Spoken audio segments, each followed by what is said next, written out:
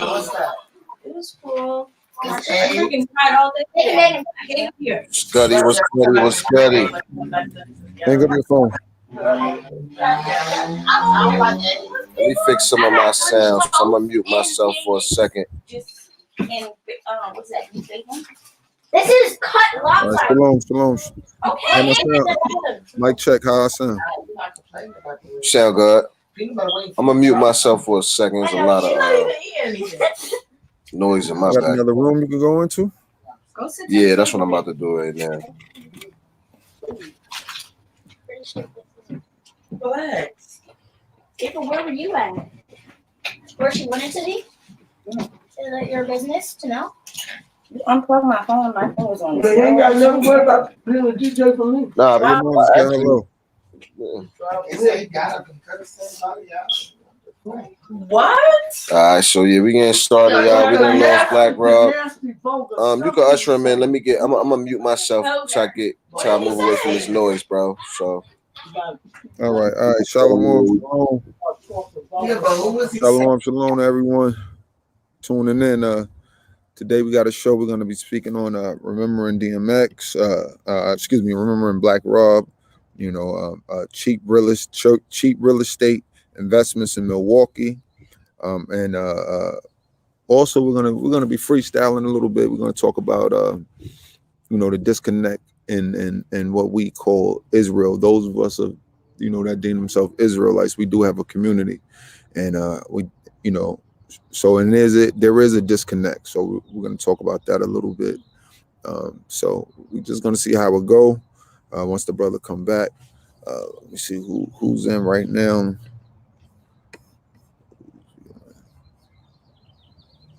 All right, cool. So we got 2 viewers and nothing. All right, shalom. Anyway, so where can we start? I guess I'm out here in Arizona. I'm from New York, born and raised. From Southside Jamaica, Queens, 107 in God Brewer to be exact. But I'm currently living in Phoenix, Arizona. I came into the Truth of Israel maybe about 4 years ago, going on 4 years ago, June. And it's been a journey. It's been a journey from wickedness to righteousness, and trying to walk in that way. So as we grow as individuals, we got to become rooted in something. So, and my thing was, once I came into the knowledge of who we are as a people, meaning, the so-called black man, and not only us, but speaking about the Black American man, so-called Black American man, we are the children of Israel. The great elder Farrakhan, he speaks of that. Malcolm X spoke on that. Martin Luther King spoke on that. Dr. Khalid Muhammad spoke on that. You know what I'm saying? So, here it is. I'm not the only person that's reading this book. It's not a new thing. This is nothing new. This is just people reading the book for themselves, not listening to no pork chop pastors. We ain't listening to these people. We just reading the scriptures for ourselves, and we can, and it's clear, it's blatantly obvious. As things in there such as Jeremiah 17:4, speaks on how the children of Israel will lose their heritage. Now the question is, what does heritage mean? What is that? Well, your heritage is an inheritance, something that was given you from your fathers or your parents, but specifically the Heavenly Father.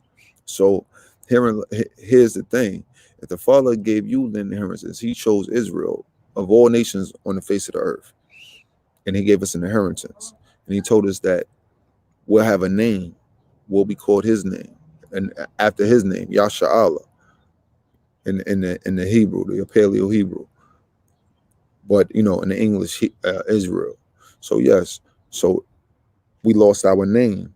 All right, what else did we lose? We lost our culture. What's your culture? Your music, the things you eat, your laws. You know what I'm saying? How do you govern your lifestyle? You know what I'm saying? How do you govern yourself? These are the things that constitute a culture. How do you dress? You know, the mere fact that you wear fringes, that we as Israelites, we're commanded to wear fringes on our garments, on the border of our garments. And for our women, they are commanded to wear fringes on the border of their garments, on the border of their skirts. Okay. You muted, brother. You want me to unmute you? Yeah, my Yeah, bad. you there, brother? Yeah, I'm here. I'm just going through a little bit of scriptural tutorial, you know. So Yeah. as I was saying, though, your culture. I was just explaining that, we as, who deem ourselves as Israelites who came into the knowledge of the truth, know that we're Israelites, how we have to start to live the truth. And not only just speak it, but actually live it. Don't be a hearer of the word, but be a doer of the word. So, and this is the whole thing coming into Israel. We had an inheritance, we had a culture, and like I said, what is your culture? Your culture is your music, the things you eat. God gave us things that we can sacrifice, and then we partook in the sacrifice. No such thing as a dietary loss. No such thing. It's just things that we sacrifice, and we ate of the sacrifice, and we only ate things that was lawful based on the sacrifices. So, things like you can eat the deer, but you can't eat the pork. Obviously, you know what I'm saying. You can eat a chicken, but you can't eat a rabbit. Something like that. Something mad simple. You can eat fish, but you can't eat a catfish because it doesn't have fins and scales. So things of that nature. These are easy commandments to follow, and these things help you change your life, and they help you by way of the Holy Spirit of wisdom as you start to read the scriptures and as you start to live these things and change your life. Right. Then the wisdom will be imparted upon you. Packy, am I wrong? Will the wisdom be imparted upon you to understand the scriptures even deeper? Am I wrong about that? Now that's a fact. You're definitely right. And I would just say, like, because in terms of helping people grasp things that's on that's may not be on a level of understanding, you know what I'm saying? Like, because I think initially it all boils down to, you know what I'm saying, wisdom or ignorance. You know what I'm saying? The lack of that wisdom, that you know what I'm saying, that puts us in those situations that, you know what I'm saying, that is hard for us to get out, like situations of mental or spiritual you know what I'm saying, not knowing, and you know what I'm saying. So, but with that said, I would say, right, boom, because what I want to do is like show people, because if we can add these things into actual situations and show people how these things directly correlate to their ignorance or you know what I'm saying, lack of wisdom, which is pretty much the same thing, then hopefully them understanding the importance of wisdom, and then along with the steps of how wisdom is achieved through those, you know what I'm saying, like that gradual process, which we know to be those 7 pillars, like, you know what I'm saying, starting with that knowledge, the proper knowledge, and intellectual dialogue like this is going to bring forth that knowledge, you know what I'm saying, like ushering in your brain into a certain type of thinking because society has it programmed a different way type of situation, you know what I'm saying? Like, and that brings in these dudes. We just lost DMX, and we just lost yesterday, man, Black Rob, like crazy. You know what I'm saying? And looking at now we've been getting mixed messages, bro. Like, I don't know. I've been seeing a lot of, and even we had this discussion last week, a lot of DMX slander, a lot of Black Rob slander. And I don't know, like, I understand how we need wisdom and all. I understand that, but I'm looking at them brothers like this. I know that them brothers wasn't dealing with, and not to say that they wasn't dealing with knowledge, but they wasn't dealing with, they wasn't dealing with knowledge to the point where, I mean, at least in my opinion, to get them out of the, you know what I'm saying, situations, even though that they was great artists and they did great things, but like, the drugs for X or the you know what I'm saying, and even for Black Rob, the drugs and the crime and that mentality, not being able to get out of that mentality is what ultimately derailed them. But they still did great things and still made great contributions that we can't downplay just because they had, you know what I'm saying, personal issues, man. Yeah, I'm outside in the back, and I got my son is out here, so you know, trying to do be everything to everybody, so to speak. Right. Yeah. Yeah. How my background sound to you? Background sound good. Yeah. Yeah. Pitch freezing a little bit. Okay, yeah. Like I said, I'm in the backyard, but indeed, you know, we got to remember, man. No matter what, as far as DMX, Black Rob, anybody, it don't matter who they are. Our people in general, we're destroyed. You know what I'm saying? Our people are destroyed, so we got to have mercy for each other. You know, you know, and mercy doesn't mean that we forget and we don't have accountability. You understand what I'm saying? But nevertheless, um, um, it's death is not a bad thing. We believe, like we've been taught and indoctrinated to believe that death is a bad thing, but we forget, man, that if for the believers, we all go back to the Creator. You understand what I'm saying? Right. And so at the end of the day, when I remember when I lost my pops, my stepfather, when I lost him, one of the hardest things in my life, I had peace in it because I understood where he was going. There's no this false doctrine, this Greek mythology of heaven and hell, a man in a pitchfork, a man with a pitchfork and a pit of fire. That's all made believe nonsense. That's Greek nonsense. But the true essence of death is we go back to the spirit, where we go back to the Father, as the scriptures say. So it's just as simple as that. And we have to rejoice when our family goes back to the Father, who don't now they no longer have to endure this misery that we suffer. Right. So you got it though. And I agree. I agree with that. You know what I'm saying? I just feel like,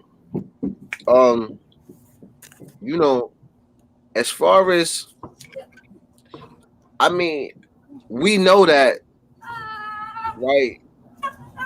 All right, so we know what that wisdom, right? Of us knowing what that wisdom and us knowing how to gain that wisdom would be through the first step would be knowledge, right?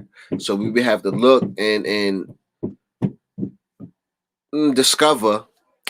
I mean, not really discover because it's not really hidden, bro. Like, you know what I'm saying? We gotta, I guess, maybe discover. We can stay discover that knowledge, right? And start in that process. But boom, like, okay, even with dudes like, say, with dudes like Black Rob and DMX, right? And so many other, like, it's just that because I think these dudes got older and it's messed up, but the game, I guess, wasn't there to support them. I mean, I can't say that they was older and the game had moved on. You know what I'm saying? It's times and you know what I'm saying. So they had, they achieved their success and it was time for other artists to come in. So I can't say the game turned their back on them, but you know what I'm saying. I don't know. Even though it is kind of different with other genres of music, where they do get to last longer. But that's the thing about us supporting each other. You know what I'm saying? And I guess that's a cultural problem too, which certain individuals fall under because, you know what I'm saying, our culture is just ignorant. Well, and hold on, let me say this. Let me interject real quick, Packy. So here's the thing, my brother. We don't have a culture. Music is not a culture. Music is part of a culture. You know what I'm saying? No way can sports be a culture. That is not our culture. That is nonsense. That's an activity. You know what I'm saying? So a culture, as I was explaining earlier, is the things you eat. This I would eat. I will add music into that.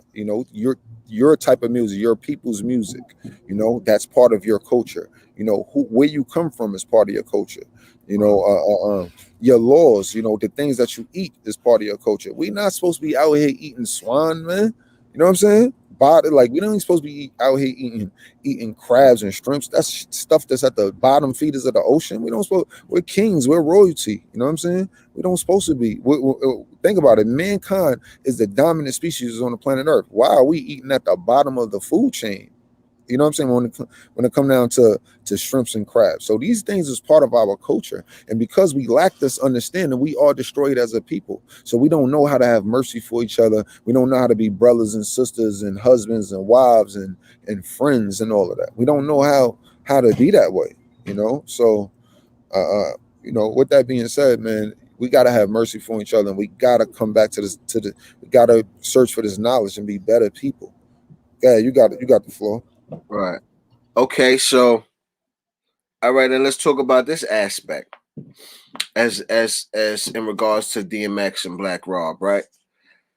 Because right, I heard somebody say even with both of the slander, like somebody just said that too about Black Rob. Oh, he was dead before he died. Like, and even the thing as I think back with X, like I feel like dudes had closed the door on X probably a couple years ago. But I will say X has been on everybody top 5. Like even you know what I'm saying, me as an artist, like even anytime I did panels, anytime I did interviews with anybody, you know what I'm saying, it was always a situation where X was on everybody's top 5. You know what I'm saying? But as far as all right, so we don't necessarily have a culture, we can't consider music a culture, right? But as far as us, right, black people, whatever you call it, indigenous people, people from the transatlantic slave trade, like us black people in America, what hip hop is for us, right? Like how we it's so crazy because we don't even hold our you know our legends down and allow them to, you know what I'm saying? It's almost like, you know what I'm saying? Like, what have you done lately type thing. Like niggas like so those guys like Black Rob, DMX, after they made such huge contributions, they was like kind of pushed out because I guess when the new generation come in, they listen to newer things, and then the older generation grows and they leave those ideas and those concepts. And maybe the artist has to grow with the time. I don't know exactly how we can Yeah. hold on and cherish those artists and still grow and elevate as people as well. Um, that's a fine. Let me ask you a question. You as an artist, right? You as an artist, I've been, you know, what year you started making music? Like taking it serious in the studio making music. What year? Uh, Probably about 2005, 3 All or right, 5. so '05, exactly. So that's a long time, bro. Like that, you know what I'm saying? That's 16 years. That's a little while now, bro. Right, So my point being, do you evolve as you grow as an individual, as you grow as a, you know, from a young man to a grown man, and you know, you evolve. So I would assume your music will evolve with you. You know what I'm saying? right, Now, we got to remember, we even yes, hip hop, as you know, specifically, you know, we can go into all other genres of music and show how it all comes back to black people, but let's just deal with hip hop. You know, hip hop is definitely part of our culture, you know, part of our culture, you know. That being said, as the artist, you evolve, you grow, you know. And because we don't own a radio station, so we don't get to put out, you know, the direction of music is going. You know what I'm saying? right. So, you know, people like X or Rob or whatever, you know, sometimes, you know, it's not that brothers ain't making good music, is that the music that's promoted is not of the caliber of music that they make, and then people start following all of these other, you know, predictive programming trends, basically. Okay, so yeah, I agree with that. So basically, saying people is not really led by the message or by the culture. Even it's pretty much a money thing, and Yeah, it's that's yeah, advertisement all day. yeah, and that's a part of the problem. And like you said, And like yeah, me personally as an artist, I did feel like because see, it took a time even where I didn't even make music for a couple years because I was making a transition as a person, and I didn't even know how to. I didn't know how to express that musically. One, and I didn't want to. I just felt like the whole music industry, the whole rap industry, is like just so ignorant that I wasn't even sure if that's was something that I wanted to even be a part of. Honestly, like, you know what I'm saying? So it took to go. You know what I'm saying? So it took me through that for a while, and then once I've felt like I've grown enough, coming to a place where I could uh, articulate myself, making music, and still, you know what I mean, be the person that I, you know what I'm saying, wanted to. That's when I kind of was able to do like the new religion and stuff like that. So, but I guess maybe with that said, I guess with that understood, you know, maybe dudes is not in the right position to grow because of, you know, the fame and attention and stuff that dudes may be seeking at that time. And, you know, not to make an excuse for them, but it's hard to, you know what I'm saying, kind of maybe own in and focus on, you know, the proper things with that being done. You know what I'm saying? And I guess you're right. And, you know, chasing that money is no longevity in that. So, you know, I guess they fall victim to that. Maybe they should thank you. Maybe they should you know what I'm saying? And we do have to do that. We have to get more conscious with our message. We have to get because like I said, that's the thing about hip hop, man. It's just ignorance is at the forefront of hip hop. And that's the thing that, you know, makes, you know, that pisses me off the most. You know what I'm saying? So that's why great dudes, even like a dude like DMX though, like he was a positive dude too, like, you know what I'm saying? Because he, you know, he incorporated the Most High, he prayed and all of that. Like, you know what I'm saying? I just think, in my opinion, you know, he fell victim to his demons, and you know what I'm saying. But it's I don't know, bro. It's like it's a sticky situation because we still do have a higher response. We got a responsibility. You know what I'm saying, to the message that we promote, and I agree with that. You know what I'm saying. But I'm just saying we can't judge these brothers for negative things that they've done, and not acknowledge the greatness that they have contributed, you know what I'm saying, more than the negative things that they did, you know what I'm saying? And I agree to that as well, man. You can't, you know what I'm saying? We're because we all complex. did things, bro, we're not proud of, bro. Yeah, indeed, and we're complex individuals. We're complex entities. So, you know, we're not just black or white. We're a million shades of gray. And you know, for all the wickedness that a man does, you know, you can't count out the righteousness that he did in his lifetime as well. So, you know, and we're not here to cast judgment on a man's life or death. Like that's between them and their God, you know. But again, you know, because we're in the position that we're in this dire, extreme situation, you know, and it's called being oppressed, and it's called white supremacy oppression. So with that being said, you know, somebody got to draw the line in the sand, no matter who it is, whether it's my mother, whether it's me, you, whoever. We got to draw a line in the sand and say, okay, we need better from the people that's in the eyes of the masses. Black Rob he was nobody. He was not my leader. He's not your leader. He was a leader of his family, I would assume. You know what I'm saying? Same with DMX is a leader of his family, but they're not our leaders as black people. We have no leaders as black people. Let's be clear about that. But because they are the people that's in the eyes of the public, they have a duty to the children. And we all can agree to this, that anyone who's in the eyes of the public has a duty to the children to promote certain ideas and actions, you know, to be a role model. Charles Barkley threw a dude out the window before. He told people, yo, I'm not a role model. But you are a role model. You don't classify yourself as a role model, but being in the eyes of the public, you are your role model. That's why you got to say they are leaders, because hold on. A role model and a leader is not the same thing. A role model and a leader. A role model is just somebody that you can live vicariously and learn from their example and grow, knowing that okay, they was in the same position and they made it out, and now you trying to make it to where they're at. You know, so that's a role model, somebody you can look up to, as far as and follow their role as a model. That's it. They're not leaders. So Charles Barkley has never been anybody leader, but because he's in the eyes of the public, he is a role model. So he has a duty not to throw people out the window.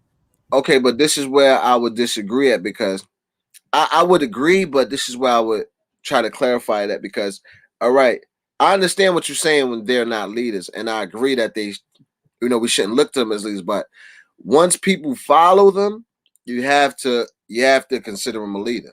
You know what I'm saying? These people are people, a large part of our people look up to these people and will follow them, not because of who they are, but because of the position that they're in. You know what I'm saying? Like, this is an artist signed to a major label. You see what I'm saying? So, you know, in our culture, this is a leader because people are going to follow him. He has the attention of people. So whether he's a proper leader or whether he's somebody that we want to consider a leader, we still got to respect that. Listen, people is going to follow this person. So he's leading people. You know what I'm saying? Now, Yeah, are they equipped leaders? Of course not. You know what I'm saying? Are they leading people with ignorance? Yes, but you know what I'm saying. That's why I guess a couple factors coming out. You know, our home front, and then you know what I'm saying how we are vying for the attention of our youth. You know what I'm saying? And I think we doing stuff like this is tipping the balance because with the ignorance and the death and the murder and the kill, and if we can bring intellectual dialogue, you know what I'm saying, then you dig? Like, let me send out this link to some more people. But if we can do intellectual dialogue,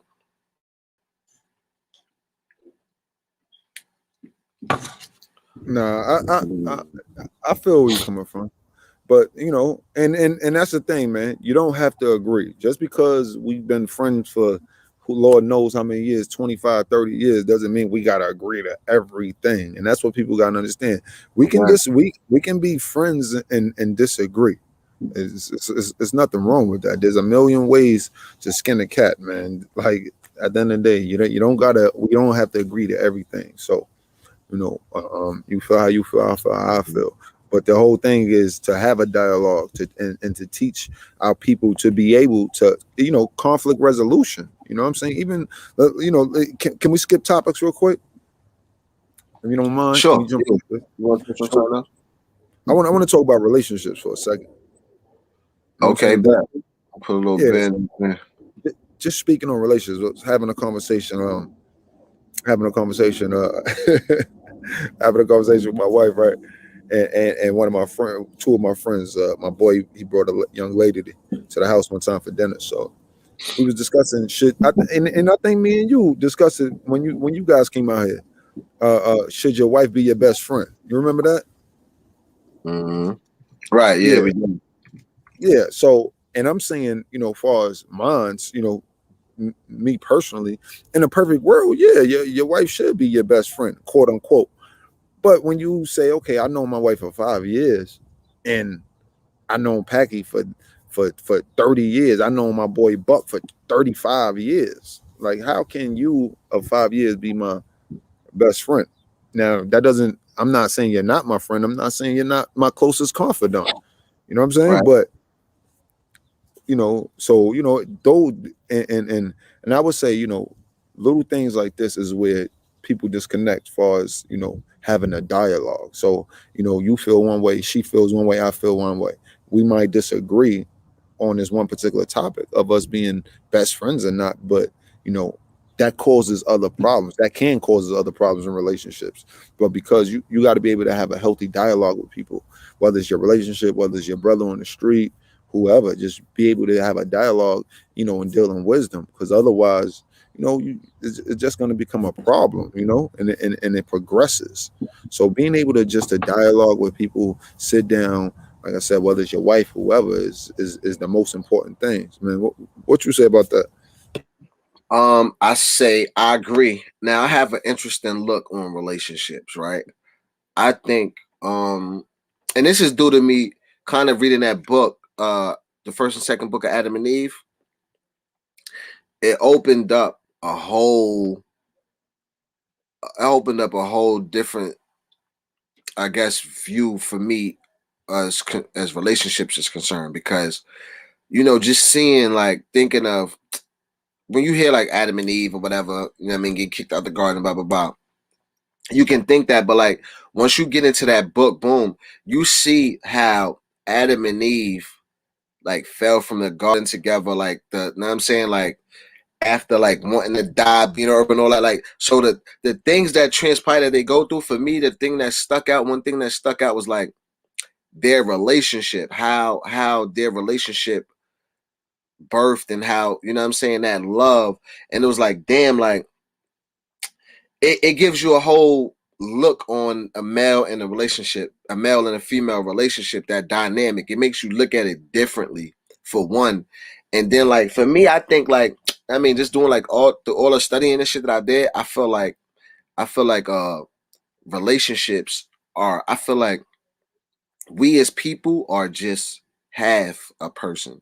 And I feel like a complete being like is a man and a woman, a man and a woman, and I'm curious because it's the incarcerated core I'm tap in.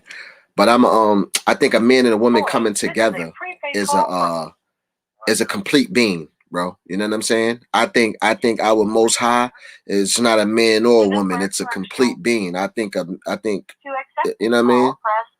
So that's how I feel about that. You know what I'm saying? So, but I think is a lot of things that's in line that messes up that friction because, right?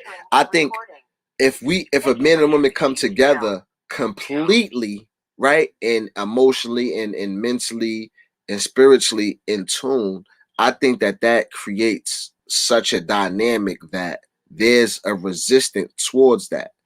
You know what I'm saying? Because it can be such a huge accomplishment. You know what I'm saying? So I feel like, you know what I mean? Maybe, you know, that whatever spiritual thing is in the way of that. But that's how I feel about relationships.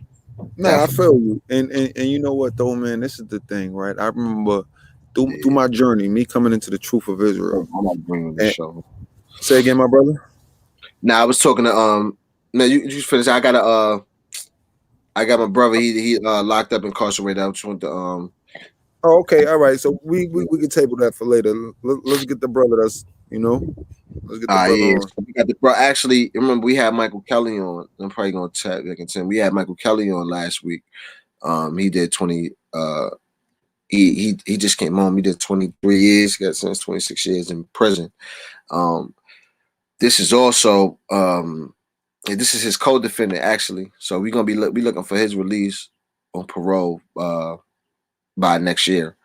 But you want to tap in with the people, man? Can you hear? Can you hear him? Yeah. You can hear him? I can hear him as well. Yes. Tap in with the people, man. Let them know your name and where you from, where you at right now. My name is Rashawn Simmons. I'm at Lunenburg Correctional Center. And you said what now, cuz? You in Looneyville Correctional Facility? Yeah, Lunenburg. Yeah. Lunenburg. And you want to talk about how long you been in there? Going on 25 years. Going on 25 years. Yeah. So what type of things are you doing in there to keep your mind and your spirit clear? I'm doing programs. I'm going to taking vocational class, which is HVAC, building ground maintenance. On business with Christian right program. Oh, the Christian program? Yeah, go to that. Okay. Just work, staying occupied. Everything. And you looking for you got a parole situation or anything coming up? Yeah, I got parole between anywhere from September to December in the fourth quarter of this year, of 2021. Okay. What was your original sentence? 43 years.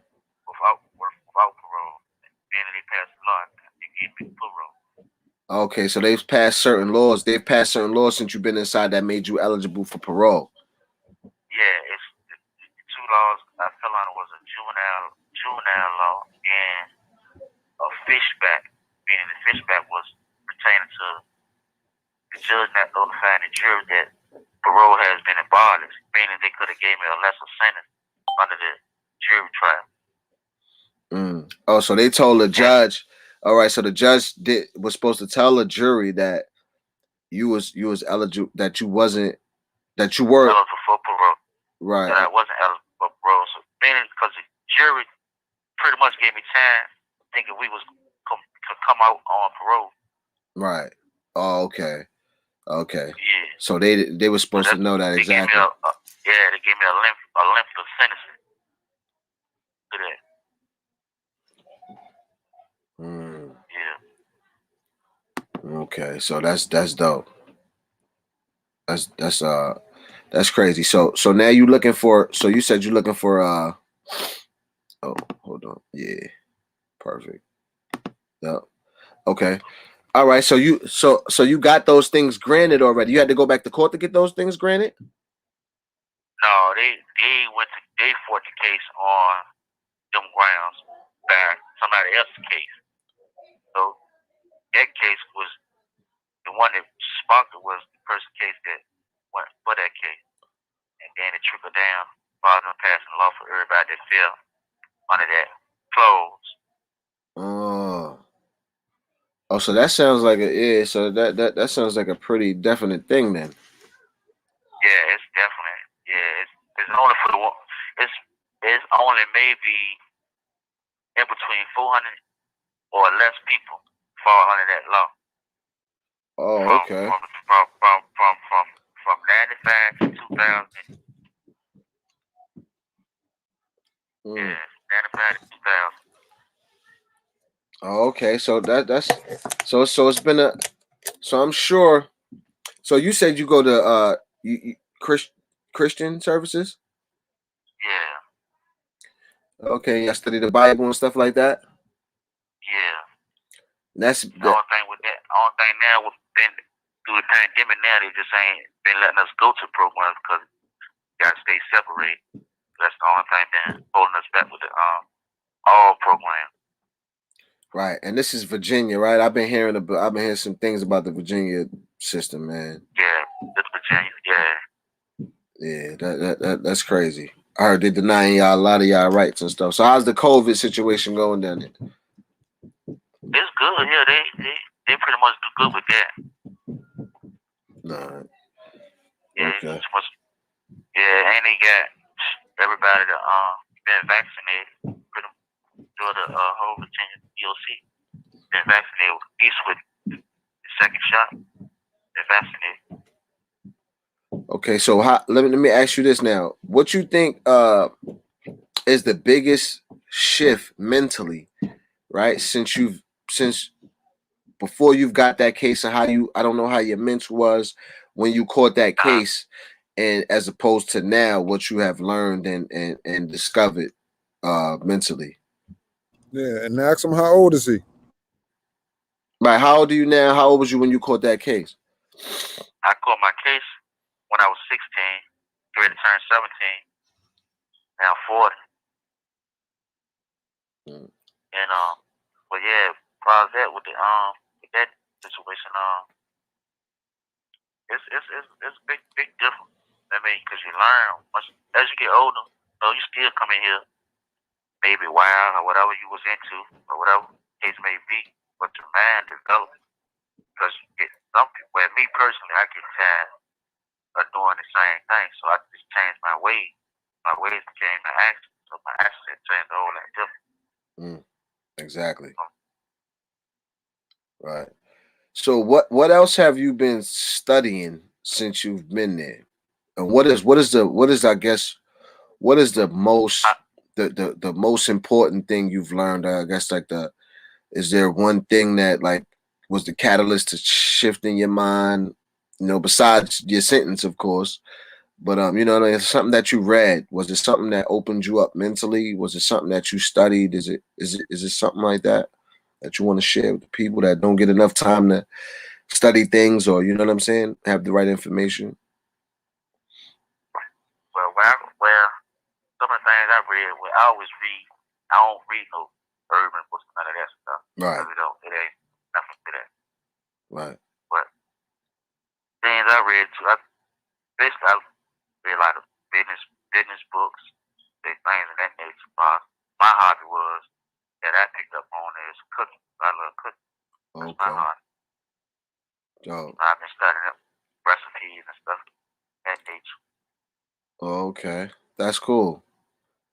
That's cool. And how can you ask him, do he consider himself a Christian? You heard that question? Do you consider yourself a Christian? That's my co-host, Prince of War. He's in Arizona. Yeah.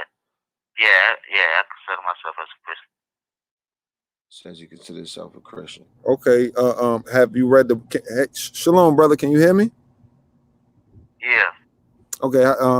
You know, I hope you're holding up well, and you know, I'm sorry for the you know, your experience, man, and that you know, these people got you in jail for so long, you know. But Yeah. with that being said, I want to, you know, and you know, my question is always to people who do a plethora of time is like the main thing, what rooted you, you know what I'm saying, and it has to be something in spirituality. I mean, you know, or I guess that is the question, is the thing that rooted you in your journey, in your life's journey, was it spirituality or was it something else? I would say spirituality because that's the only thing I try to hold. I try to block a lot of negative things that surround me on an everyday basis. I try to block that out, and I stay to myself in a sense because the more as you get into groups of things of that nature, you tend to get into things. I try not to be on a homeboy or none of that stuff because they don't do no but get you into more trouble than you normally be that you already in. But yeah, I be like I said, that it blocked my mind to not want to be in here. I don't allow myself to still be in here while I'm in here.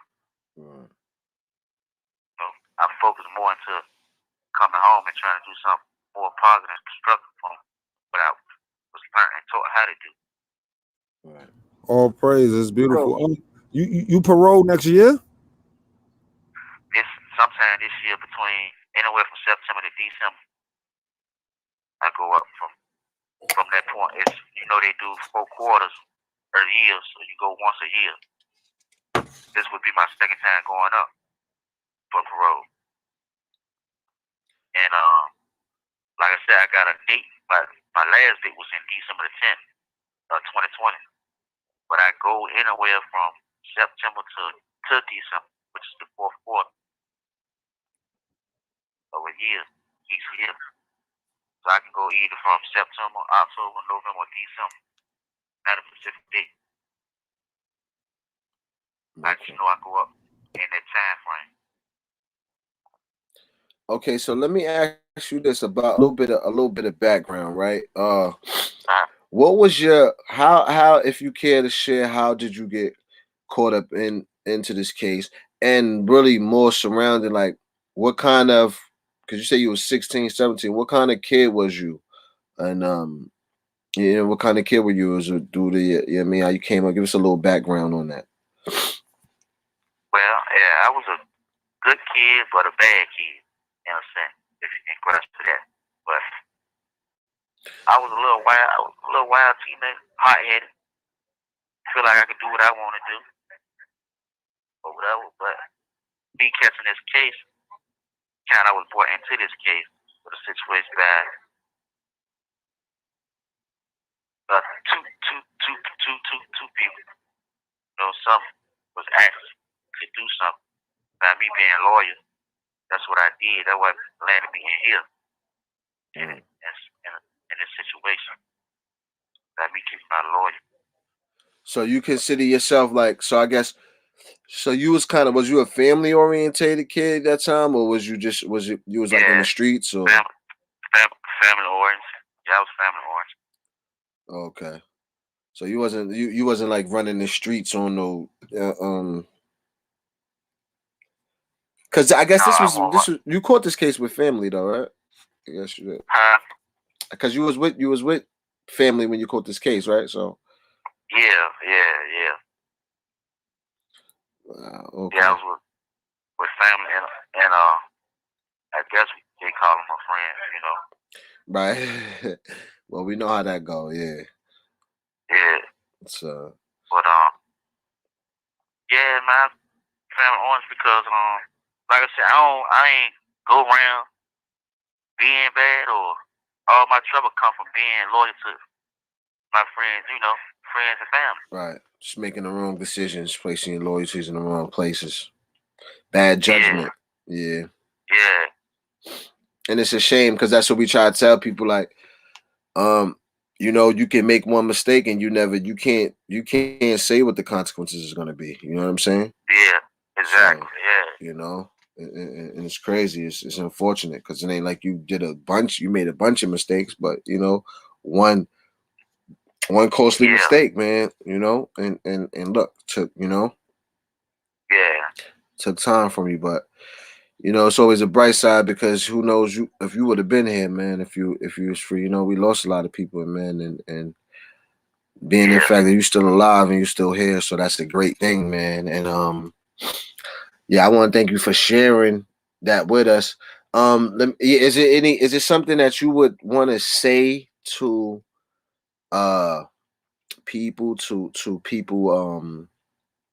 The name of this show is Intellectual Dialogue, so we try to help build have intellectual dialogue in order to spark, what I'm saying, something other than ignorance in our culture, man, because there's a lot of tugging at you at the ignorance. You know what I'm saying? There's a lot of trying to bring out the thug in you, but we're trying to have an intellectual dialogue and try to combat some of this ignorance with wisdom, man. And do our part, man.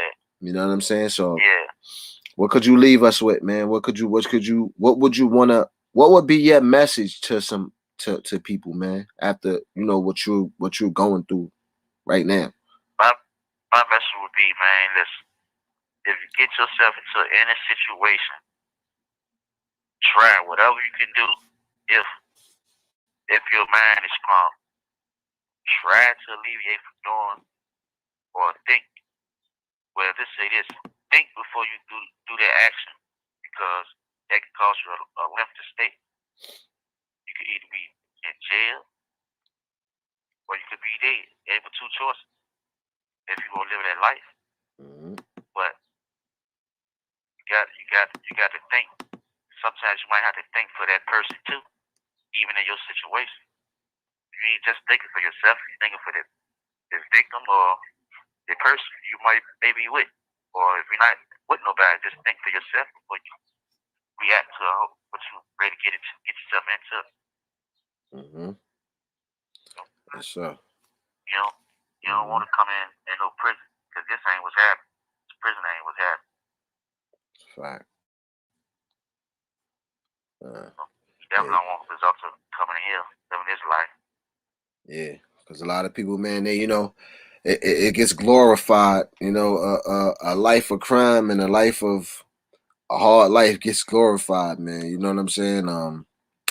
And that's the thing too, because that was the thing for me, man. I know when I was younger, I didn't understand. That was my biggest thing, man. I wanted to be loyal, like the same way you said, man. I wanted to be loyal to my people. I wanted to be, a real dude and consider, you know what I'm saying? And a lot of times we don't know.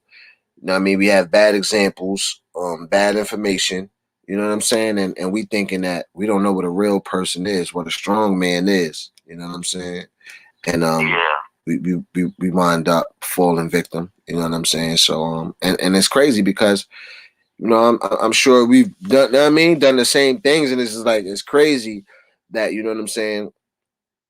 But that's one of those things where you never can say what's going to be the consequence that you serve, and that's why we got to be so important. That's why I tell people, they be ready to take those normal failures, like, oh, this is normal, this is what you got to, like, nah, because you don't know the price to pay for that, and you can't predetermine that.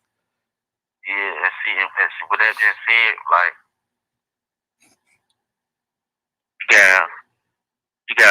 you gotta find peace with yourself, because if you don't find peace in yourself, then you forget yourself. You know what I'm saying? Let alone your action. You know what I'm saying?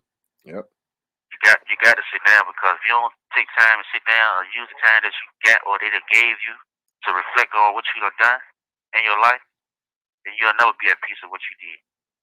That's a fact. That's a fact. It could So be, yeah, it could be a hard thing. It could be a bad thing. It could be so positive, but you got to find that peace. If you don't find that peace, you ain't gonna never forgive nothing, because you're gonna always live the same way you live. If you don't find that peace. That's it. And that's right. And you're doing it for yourself. 1 you know minute self-preservation. But yeah. So real quick, that last minute, man, I know we just lost Black Rob. So I just want to Black Rob and DMX, man. Yeah. We just was sitting here talking about that about an hour or two ago. Yeah, man. Yeah. That was crazy, bro. Yeah.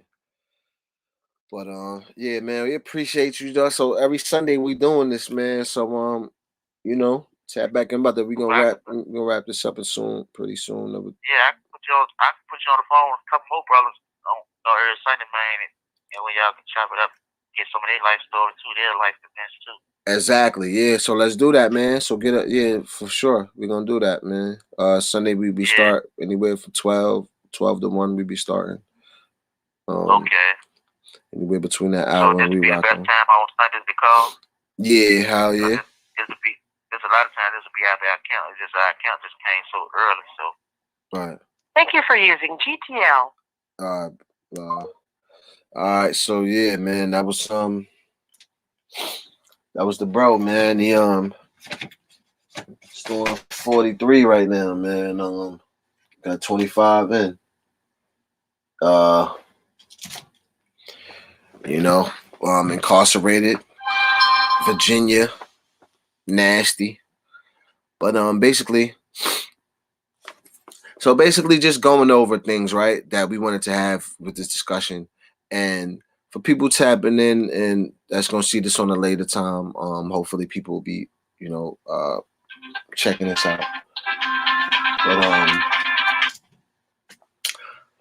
But basically what we want to do is, right, because my thing is this, I've learned things, right? I've come from, right? So maybe this is a middle of the show intro kind of thing. You here, Priest of War? I don't see Yeah, I'm here. I'm just in the background because I got stuff going on in my background right now. Okay. Hey, what's up, brother? Shalom. Shalom, bro. What's going on with you, man? How you doing, man? I'm out here trying to enjoy this weather, man, while I can, Yes, sir. Yes, sir. Yeah, so we just been like this our second week, man. We just been doing this trying to do this little live show, man.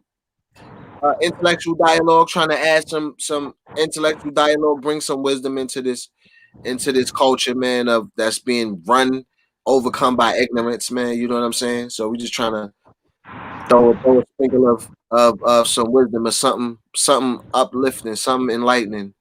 You know what I'm saying? In this dark place, man. You know what I mean? Basically spark some conversations, man. Help some people, whatever we could do, bro. Understood.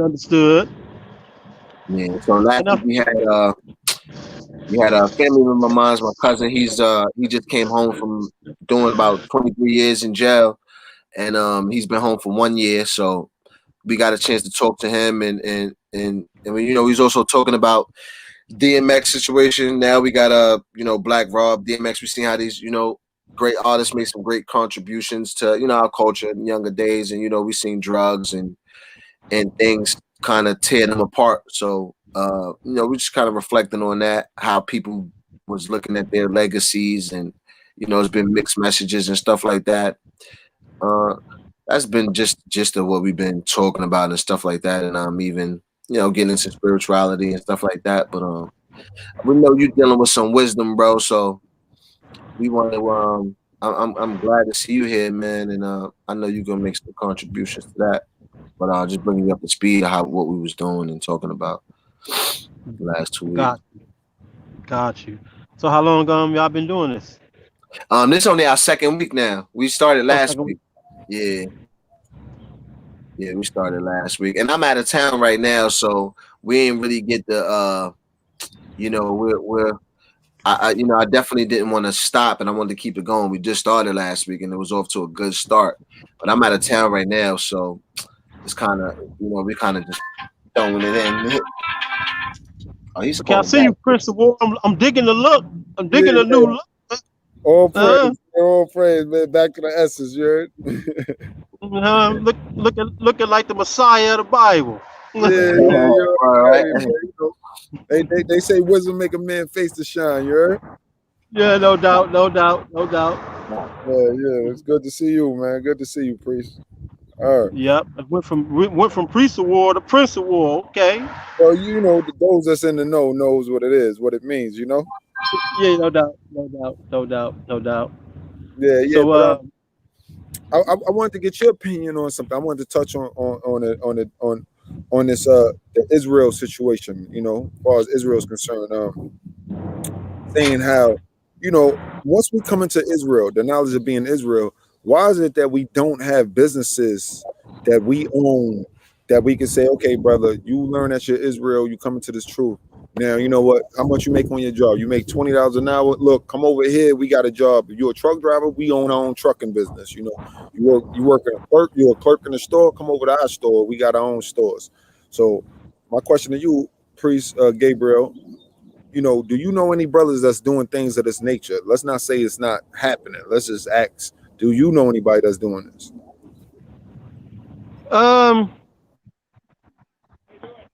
I'm doing well, thank you. How yourself? Good.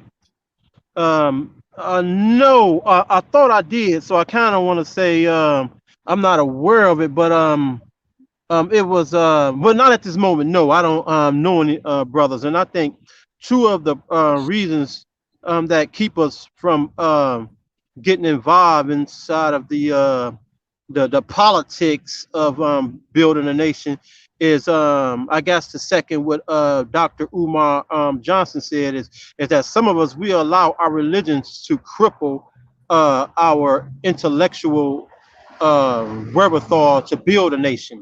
You know, some people you know they want to you hear some Israel say that why are we building houses in this land when we're going to be taken from out of this land. And so we allow the no, I ain't gonna say we allow the shall I say the our incorrect religious interpretation of the scriptures because the scriptures don't promote that at all. You know, we allow the incorrect interpretation of the scripture to misguide us. And secondly, it's because of greed, man. You know, some of these brothers they get these following and once you start getting people giving you money and stuff like that, I can see how, you know, if you ain't got the right heart, how you'll start to get stingy with the money. You want to use their money to build schools when I can use my money to just take care of me and my family.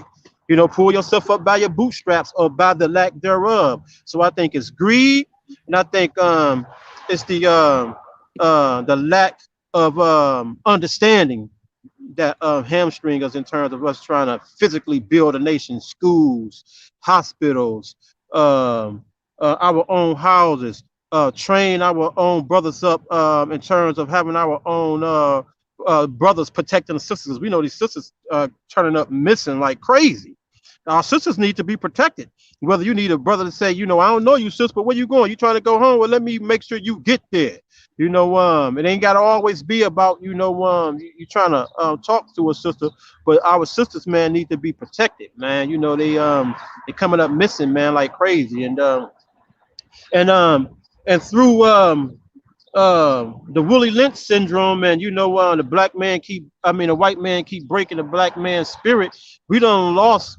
Honestly speaking, we don't deal with this, but we done lost all sense of. If we just take religion out of the question, and we just deal amongst each other socially, we have been officially broken. And I don't know for how long, but we have been officially broken. From the ties have been severed. Our ties of brotherhood. We don't look at each other as brothers. We know we can, but what I'm saying is I do this all the time to brothers. I don't do it, but I see brothers do it to me. Is what I'm saying. Is I walk and a brother just. Well, some people don't even say nothing at all. They don't even look at you in your face. They don't. What's up, brother? How you doing? And you know, we just walk right by one another like we don't have a single, like we don't have no care for one another, man. You know, so we have been broken, man, and brainwashed and destroyed in terms of the love that we have with one another. It don't exist. Love no longer exists between us, man. So somehow we got to relearn how to love one another, man. Brothers need to stop being scared to say, I love you. I love you, Now, man. And you know, I respect that, and I totally understand that this is not a new thing. This is nothing new.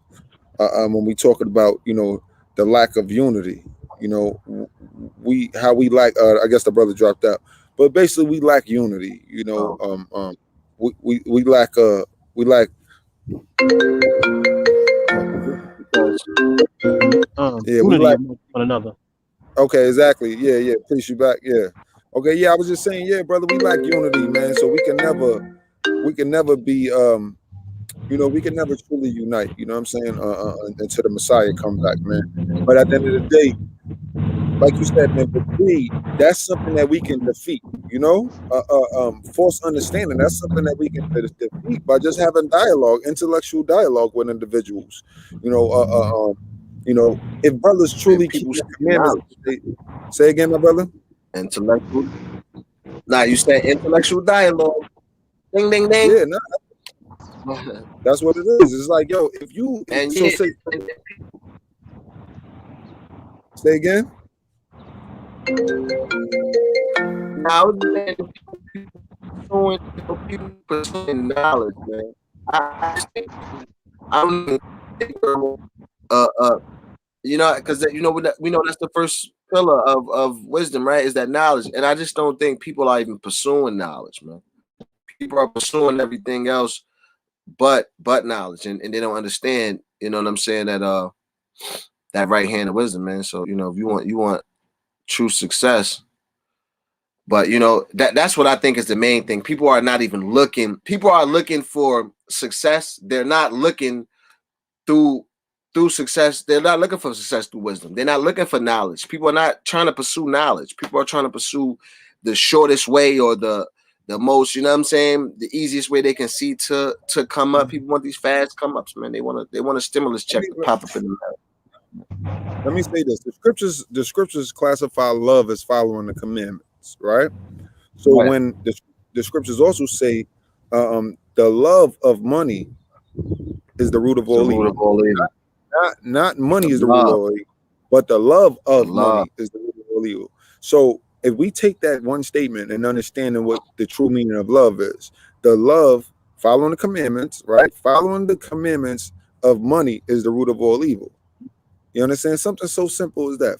And that's why the scriptures even a third time says you can't worship mammon and God at the same time. You know what I'm saying? You can't do it. So, you know, these people, our people, you know, not only our people, but all people in general, you know, but specifically our people, we worship money. We've been taught to worship materials and tangible things. We've been taught to worship that. We've been taught to worship the Benz. A dude feels like he made it when he go get him a Benz. You know what I'm saying? Not that Yeah, he because got they like in his account for his child. That's not success to them. A success is spending the 80,000 on a car. Go ahead, priest. Right. You got something you want to add? I think that's very compelling that we need to deal with, and then it was rather interesting that Brother Simmons here says something additionally compelling, just as compelling, right after you said what you said. What you said was we cannot unite until Christ come back. Brother Simmons said that brothers out here is not seeking knowledge, and now I can care how much knowledge the brothers do seek. If we don't unify, then it serves us no good. And if we can't unify until Christ come back, then what's the whole purpose of all this? And the reason why I'm saying this is because of this. Like, what's his name? Nick Cannon just caught all that flack for the truth that he acknowledged on Broad TV. If you can't employ him, if I can't employ him, if Simmons cannot employ him, then although I am totally disgusted in him backtracking, to some degree, I understand him because at the end of the day, he still got bills to take care of. He still have to feed his family. So there has to be some degree of unity, even if we don't totally unify, and even if Christ don't come back, is what I'm trying to say. Like sometimes I be want to take religion out of it because I think sometimes it hamstrings us from using our logical ability to ration. Is what I'm saying, and is no one group of people will ever totally unify anyway. So if you got 3 billion people and one group of people. All 3 billion was never going to unify. So we just need enough people to unify in order to be able to make a change. The House of Wisdom ain't big enough by itself to make a change. So IUIC ain't big enough in and of themselves to make a change. Change happens when you got brothers thinking like Ice Cube. Ice Cube can meet up with Kanye West. As a result of them two meeting up, they can go with the girl. I forget the one black sister name who went at Oprah Winfrey, and she no longer what's her name? Wow, what's her name? The one black sister who went at Oprah Winfrey. Vicky Dillard. Huh? Vicky Dillard. No, not. But I forget her. But anyhow, I'm just saying, it's always the people that we need. I'm talking about like such as Dr. Umar Johnson, the brother who made Hidden Colors. We need the people that matter. And not necessarily saying that the smaller guy don't matter, but it's the people that matters, man. That and this is what I mean by the people who matter, the people who got resources. What's his name? Bishop Nathaniel. He got resources because he got a big following and he makes a lot of money. And it ain't all about money, but you got other people who got knowledge who can contribute by way of the knowledge that they have. You got other people who know people that know people. Until we able to do that, my brother, it's gonna always be I can predict like a prophet, another black man is gonna get killed. Because the only thing we're going to do is we're going to riot and burn our own business down. We ain't going to do nothing. The white man, what he is afraid of, what the white man is afraid of. And I ain't talking about all white people, but the powers that be. What he is afraid of is us actually grouping together. Hey, Jay-Z, man, what you say, and I'm speaking like if I'm LL Cool J, what you say that rather than us having this beef with one another, that we start to make our own distribution company? Because we can do that. They can do that stuff. We just choose not to because of the tall order of it. You know, it's going to require a lot of work. So we want to stick to what's already, the ship that's already moving. So I got you. Hold on, Gabriel. Let me pause you. Go ahead, Packer. You got something you want to add to that? Yeah. Answer this question for me. So to what? Now you said that the black man will not unite until Christ come back. I'm saying what percentage of that? Completely. I said completely. We're not going to unite completely until he come back. I do. Well, let me ask you this then. Do you think that enough of us can unite outside of the prophecy of the complete union of Christ to make a change? Can enough of us unite? Yes, most definitely. I believe so. Yeah. I mean, look. But see, I think it's a situation of this. I think we both right. I'm thinking like this, right? Now, when we talk about us uniting, right? Now, you're right. When I look at knowledge, right, I'm thinking of the power of wisdom. So I'm automatically thinking that once we gather this knowledge, what are we gonna do? We're gonna live differently. So us gathering this knowledge and that beginning to let that wisdom empower us, that's gonna automatically change the way we move and look at each other, because that's what the knowledge does. It uncovers the things. Now, as far as us, right, all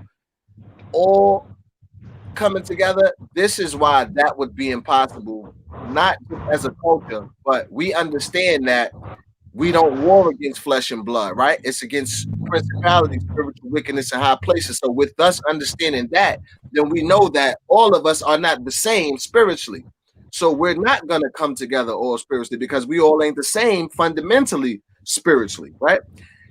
But those of us that are the same fundamentally or spiritually, those are the ones that the knowledge will bring together, right? And once the proper knowledge bring us together, like the people now, like the brothers in the house of wisdom, that knowledge has brought us to a place where we were already at spiritually, but we just didn't have the knowledge to get there, right? Because we didn't have that wisdom, because it's a gradual process, right? And we know it starts with the knowledge. So me personally, I didn't have that proper knowledge, but now gaining that proper knowledge with like-spirited brothers, that's where we are now communing now.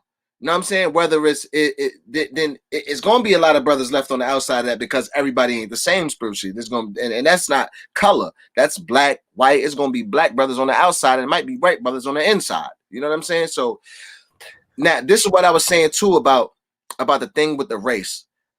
I don't believe racism exists, but I don't believe in it. Right now, this is how that makes sense.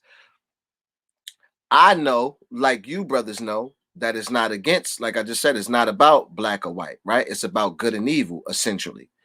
But I understand that we live in a world in America, in a civilization in America that has placed people in certain positions due to their color. So it's even people that's in this civilization that think like it's white people that think they better than black people because they white, and it's black people that think, you know what I'm saying, when the truth is that it's not about black or white. Right now, if we want to go to a scientific or a biological standpoint about original men and things like that, then yeah, we understand what the black man stands, right? But as opposed to in regards to positivity and righteousness and being in line with the Most High or being right people, you can't specify that to any color of people. You know what I'm saying? But being the fact that we live in America and racism is a thing that exists, we understand that certain people are living their life in civilization and not in tune with the Most High. So they are following these customs of America, telling them that white people is this and black people is that, which is really bullcrap. But we still have to deal with it because we live in this society, right? So that's my main point, that we still have to deal with racism. But and that's just one of those things that lets us know that the knowledge, right? That's one of those first that the knowledge is what's going to set us free. The knowledge, that first pillar, is what's going to lead into the other six and put us into that place of wisdom where we can, yes, because now we're warring against those principalities and those spiritual wickedness in those high places, and now we have the greatest tool at our disposal, which is the knowledge that aligns us with the greatest power, the Most High. Which no, I'm with you. Let me, you know what I mean? let me interject. Yeah. Priest Gabriel once told this to me. He said, "Man, you can't be Priest Gabriel. How you say it again? Can't be so heavenly holy that you're no earthly good." That's how you say it. Exactly. I like okay, that. cool.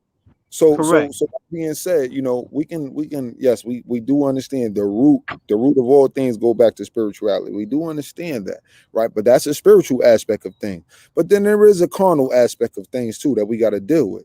And then that carnal aspect of things that we got to deal with, it goes back to white supremacy and destroying white supremacy and replacing it with the system But of how justice. did we get to white supremacy? Well, again, when we go back to the spirituality aspect, Your lack of knowledge. No. Let me. I agree, but when Your it goes, ignorance is what placed you in white supremacy.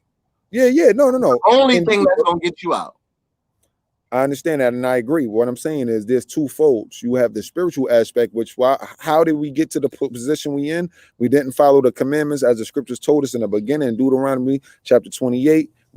Let's start right there. We didn't follow. So cool. We in a position we in today. All right, cool. Now, that being said, that's the spiritual aspect of how we got here. The physical aspect of it is, as we've always went into captivity throughout the scriptures, based on us not following the Most High, and he punished us with captivity. But it just so happened that this last captivity of Esau and the Edomites, that they took shit too far, bro. You know what I'm saying? They took it too far, and they turned us into property, into chattel. And that's where the problem comes at. So now when we deal with white supremacy as a global term, as a global, and we look at it globally, we can see globally that white supremacy dominates every country, however you cut it, period. Period. So we got to deal with it on that aspect. Yes, we deal with it on the carnal part. We have brothers like the House of Wisdom who's dealing with the carnal, with the spiritual aspect. But then we also got to deal with the carnal. We also got to have a code. We also have to have a code of ethics and etiquettes when dealing with each other. When I approach you, Pacquiao, Priest Gabriel, when I approach you, brother, is to approach you with a shalom, peace unto you. You know what I'm saying? Let's start there. That's why we approach each other with a shalom, peace, shalom, peace unto you. So we know that we come to you in peace, and you in return come unto me in peace. So we start with something small, something simple. And as Gabriel said, you can walk past a brother and they won't even speak to you. They won't even look at you. You know what I'm saying?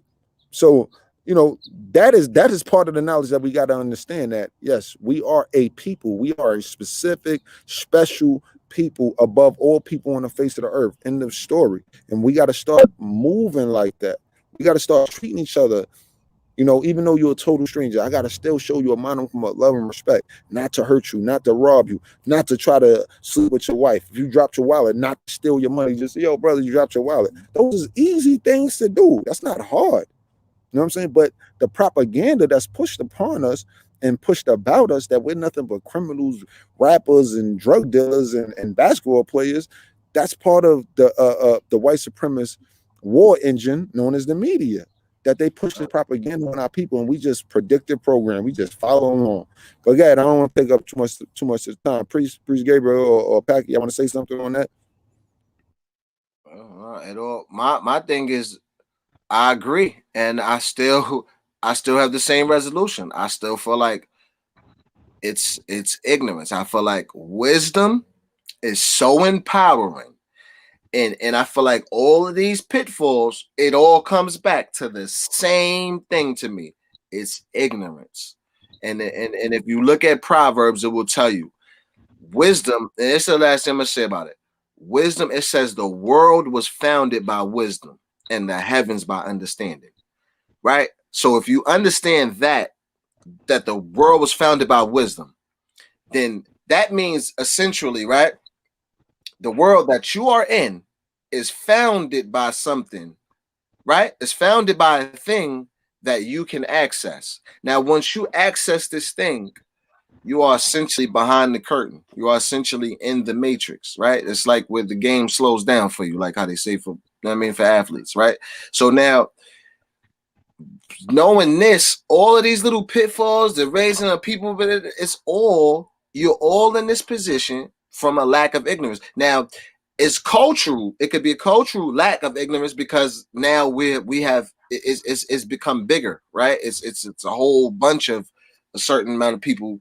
Hurting another group of people. So now it has come to a point where, right, through the slave trade, like you said, how wisdom was taken from us and things like that. So it was a whole gradual process. We understand that, you know what I'm saying? But go ahead, please. Answer me this then, Brother Simmons. When you say ignorance, I want you to narrow ignorance down, because and let me help you understand what I'm trying to say. Like right now, we know that we are in the period of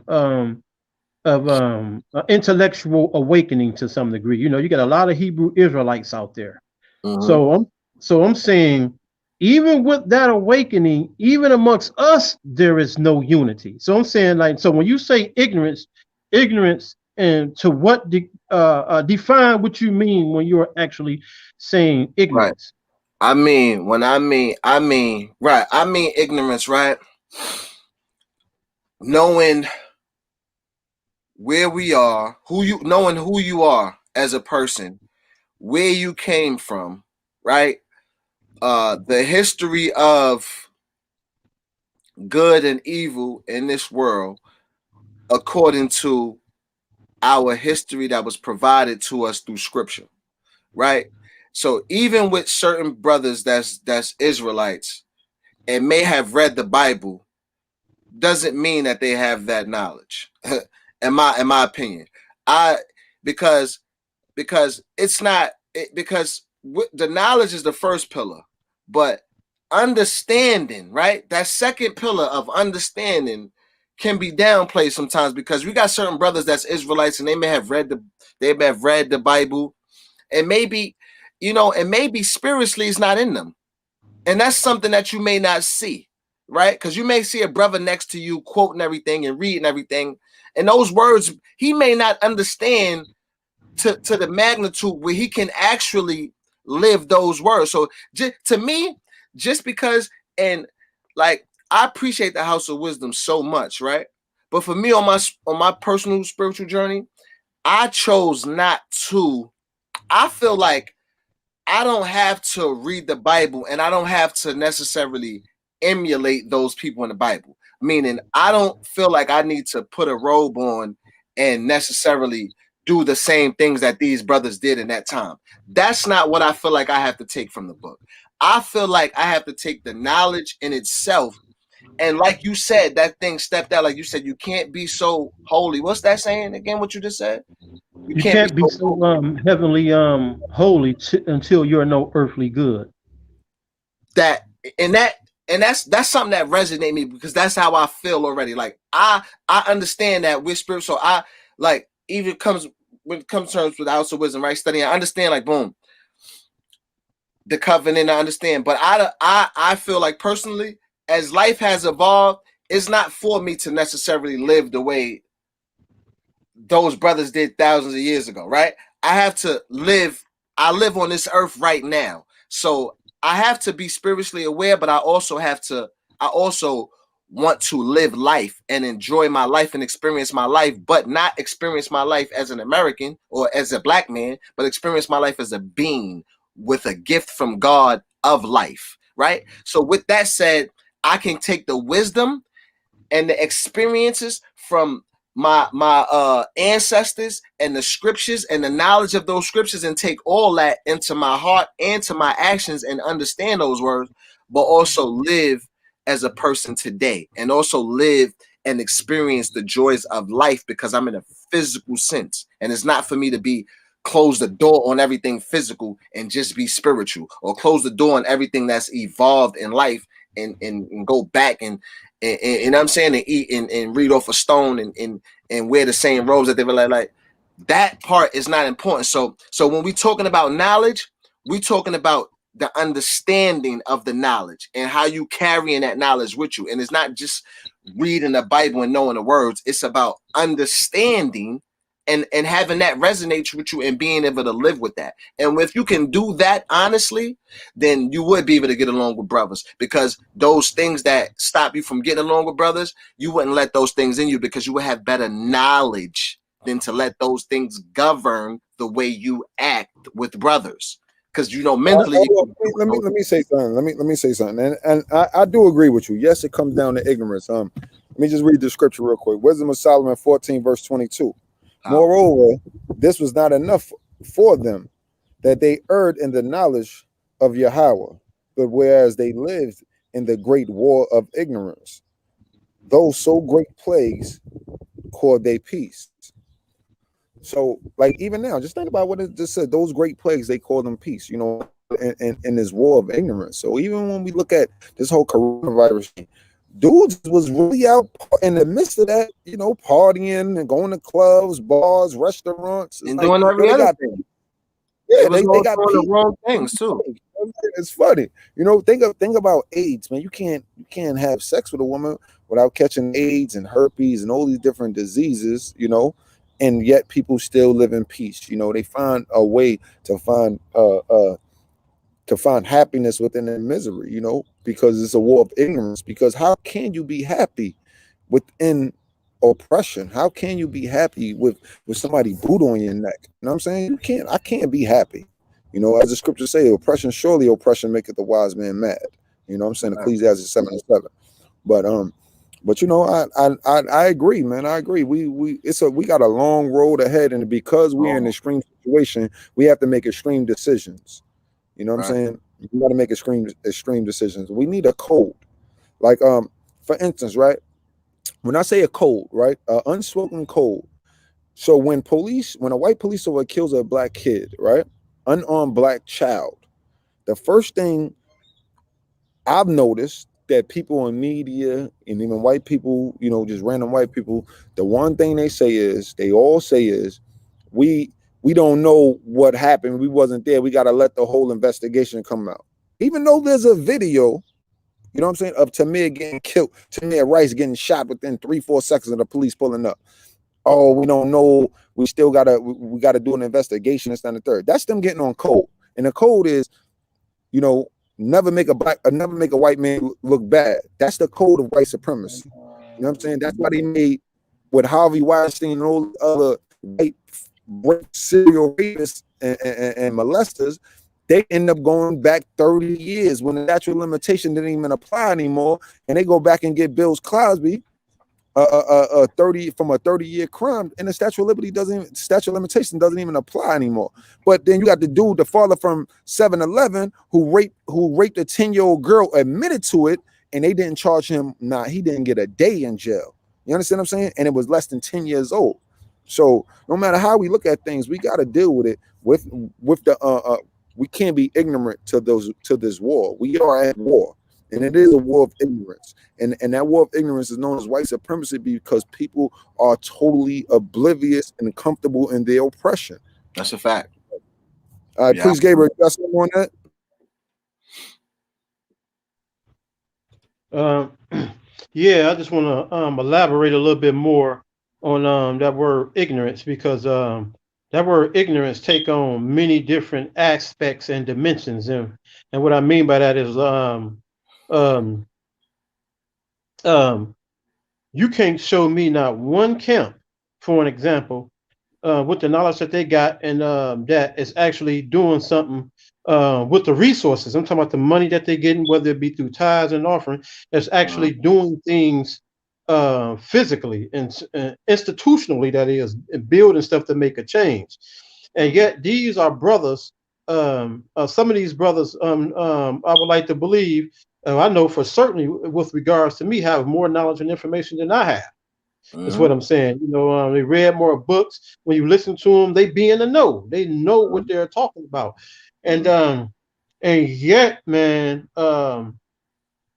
there is a destitution again of nation building. See, when what I'm ultimately not suggesting, but pointing out, is that what we lack, ignorance, outside of ignorance, is a culture. A culture is the spirit of any group of people here on this earth as a nation. We don't have a culture. Our culture is a friend developed culture, you know, by the white man to some degree, is what I'm saying. We don't have a culture outside of hip hop, outside of what we see on the movies, and things of that nature. We don't have a culture. Like ignorance. No. It's almost like ignorance is the culture. That is our culture. It's not even almost. That is our culture. So ignorance, our culture. That's why I wanted. That's why I zeroed in on the question of, when you talk about ignorance is the reason why we cannot build a nation. Ignorance to what degree? And it needs to be defined, because I'm talking about you got a lot of intellectual brothers out here that's in the know, man, who know about their Constitution, who know about slavery, who know about Jim Crow, who good with the dates of all that stuff, who know about certain things, certain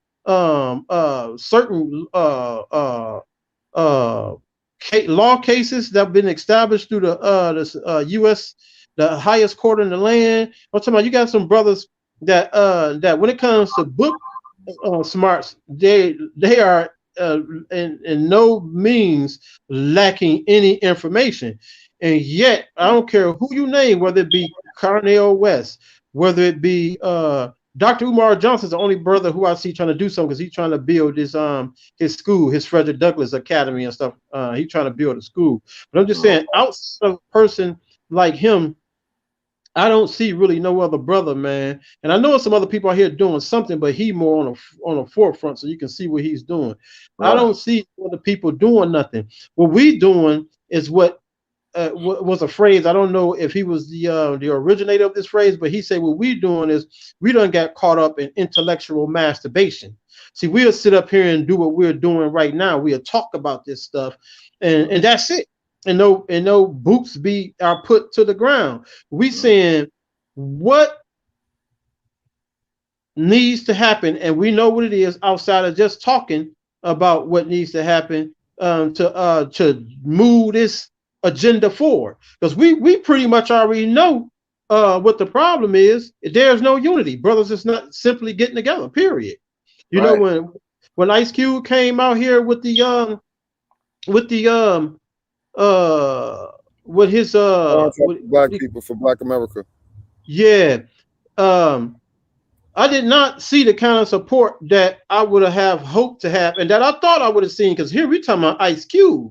You know, I thought that I was going to see some people, you know, like Jay-Z, and you know, came out and spoke about it, add to it, and it don't necessarily got to be Jay-Z in particular, but I'm just talking about people of the like it could have been anybody, Common, you know, Common. It could have been Martin Lawrence, Eddie Murphy, Denzel Washington. I'm talking about I ain't seen none of these brothers, you know, come out. And the black man is so broken, my brother. It's the and same I don't want thing Dr. CB said, bro. Like, remember when he said, when he had to go, and you know, when everybody was persecuting him for saying he was, you know, false claim with the medical, and then he had to go to court and prove that he could beat these diseases, and he was like, none of his brothers had his back. Nobody stepped up like, yo, my brother just cured AIDS. Like, my brother, you know what I'm saying? Like, these famous people came out.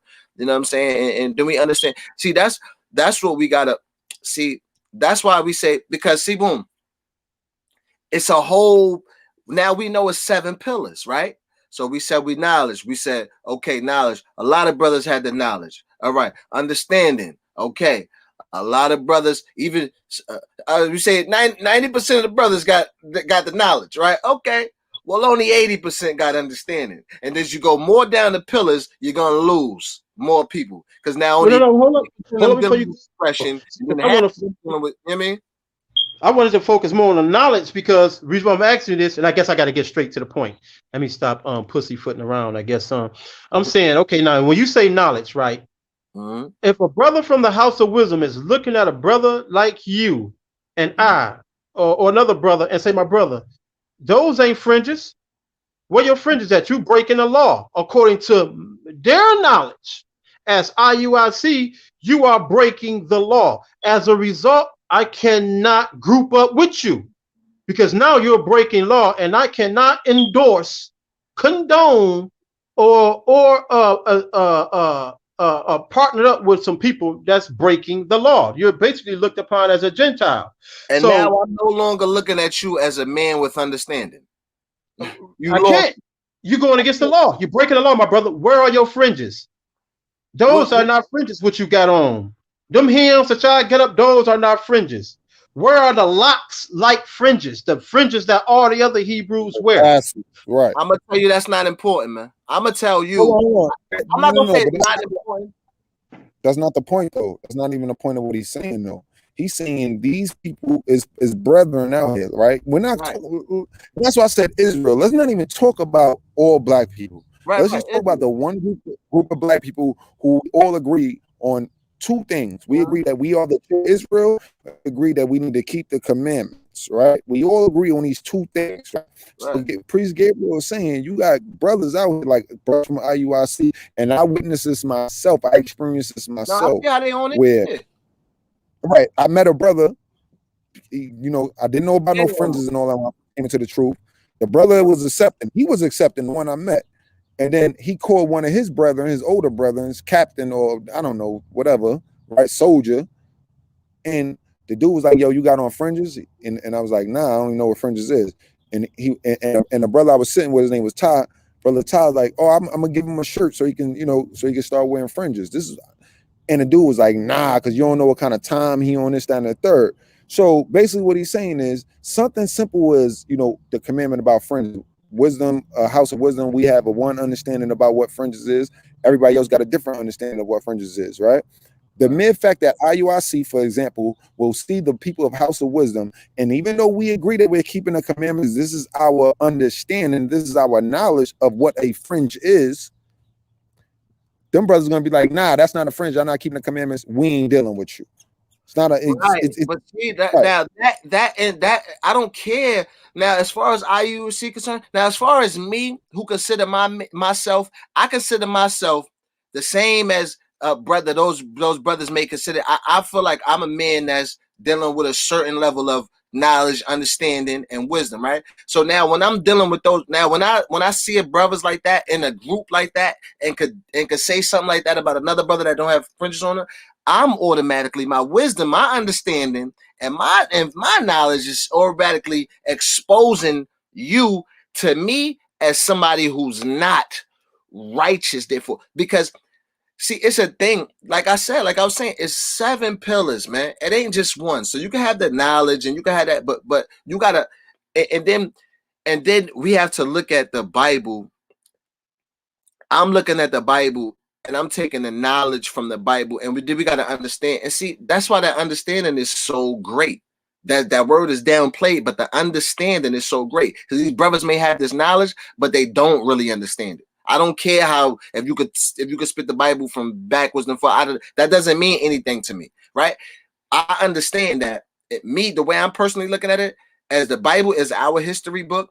Now, all of those prophets and people thing in the Bible, they was men, right? Now we can understand that we see through the Bible and reading through the history that none of those men was perfect. All of those men had shortcomings. All of those men had mistakes. All of those men had minds and spirits as well. So now with us understanding that, with us gathering that, first of all, with us reaching that level of wisdom, and then being able to reflect back on the history and how things have, we understand that they're just men, right? So I don't have to dress the way they dress. Now I understand what the fringes and I understand what the commandments, the law, statutes and stuff, right? Now we living in different times, and also that's not the more important things. It even says that in the scripture. The most important is for you to keep those commandments, for you to keep those things in your heart, not that you have the fringes on, bro. Because you're not gonna hold to all of those laws in this life right now. So if you predicating everything on that, and you telling me as a brother you don't want to deal with me because my shirt ain't knotted a certain way at the end, I'm looking at you like I don't want to deal with you because you're not dealing with wisdom. And therein lies the problem, though. See, that's why I'm bringing that up, because what I'm saying is that I'm saying I don't want to deal with them, right? Okay. And I ain't saying the problem is with you either, my brother. I'm just saying somehow we already know that. Just look at us right now as one man, one man. We already know that the black man is sick on ignorance. That is his diagnosis. When he was diagnosed, he went to the doctor. He was diagnosed with ignorance. And we already know that what that entails. That means Malcolm X is occasionally you may see him arguing with Martin Luther King.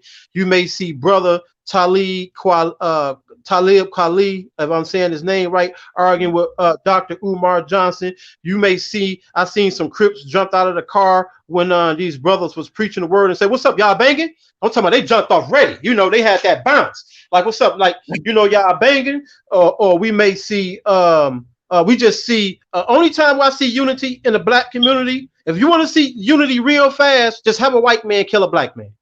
Yeah. Have a white man kill a black man, and you will not, it will not be a second after, you know, that has been worldwide that you will see black unity. But up until then, ignorance. When a black man kill a black man, there's no unity.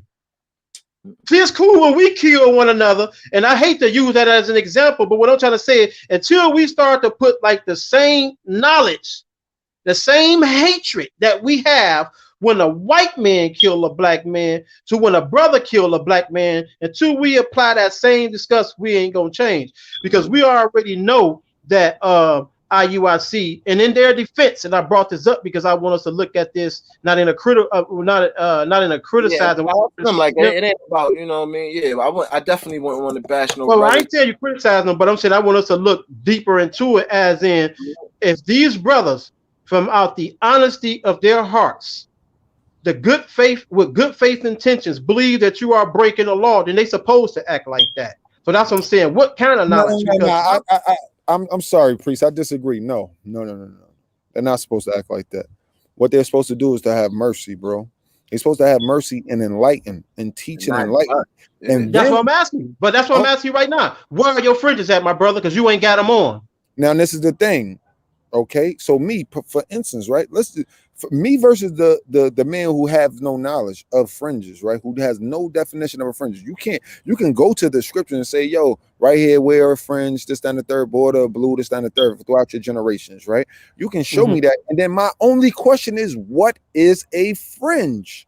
That has to be my only question, right? So, and then there is no clear-cut definition of the word fringe in the Bible. Now, there is an example of a fringe in the Bible when speaks of Moses' tabernacle and the Most High telling him to make a selvage edge and all of that. So, you know, that's how we understand what a fringe is, based on that, precept upon precept. But outside of that, you can't just take IUIC or any group, see a brother not having fringes, what they deem as fringes on, and they just dismiss them and rule them as wicked and they're heathen, this, that, and the third. The scriptures clearly tells us you give a brother at least three tries, at least three. But Christ said, forgive your brother 70 times 7. So even with that, you're supposed to be always forgiving and always trying to pull brothers in. You know what I'm saying? And trying to enlighten brothers. I'm not going to cut you off because you eat pork.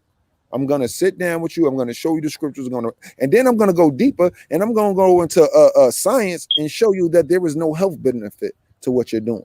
But what if psychologically you're trying to lift these curses? And this is why I say they're supposed to do that to some degree. This is a good conversation to have. I'm channeling my inner IUIC spirit. My brother, we've been downtrodden for years. I'm trying to lift these curses up off of me. I don't need brothers like you guys to be amongst our camp bringing a curse upon us. We're trying to honor our God, honor our mothers and our fathers, no longer practicing covetousness, no longer breaking the law.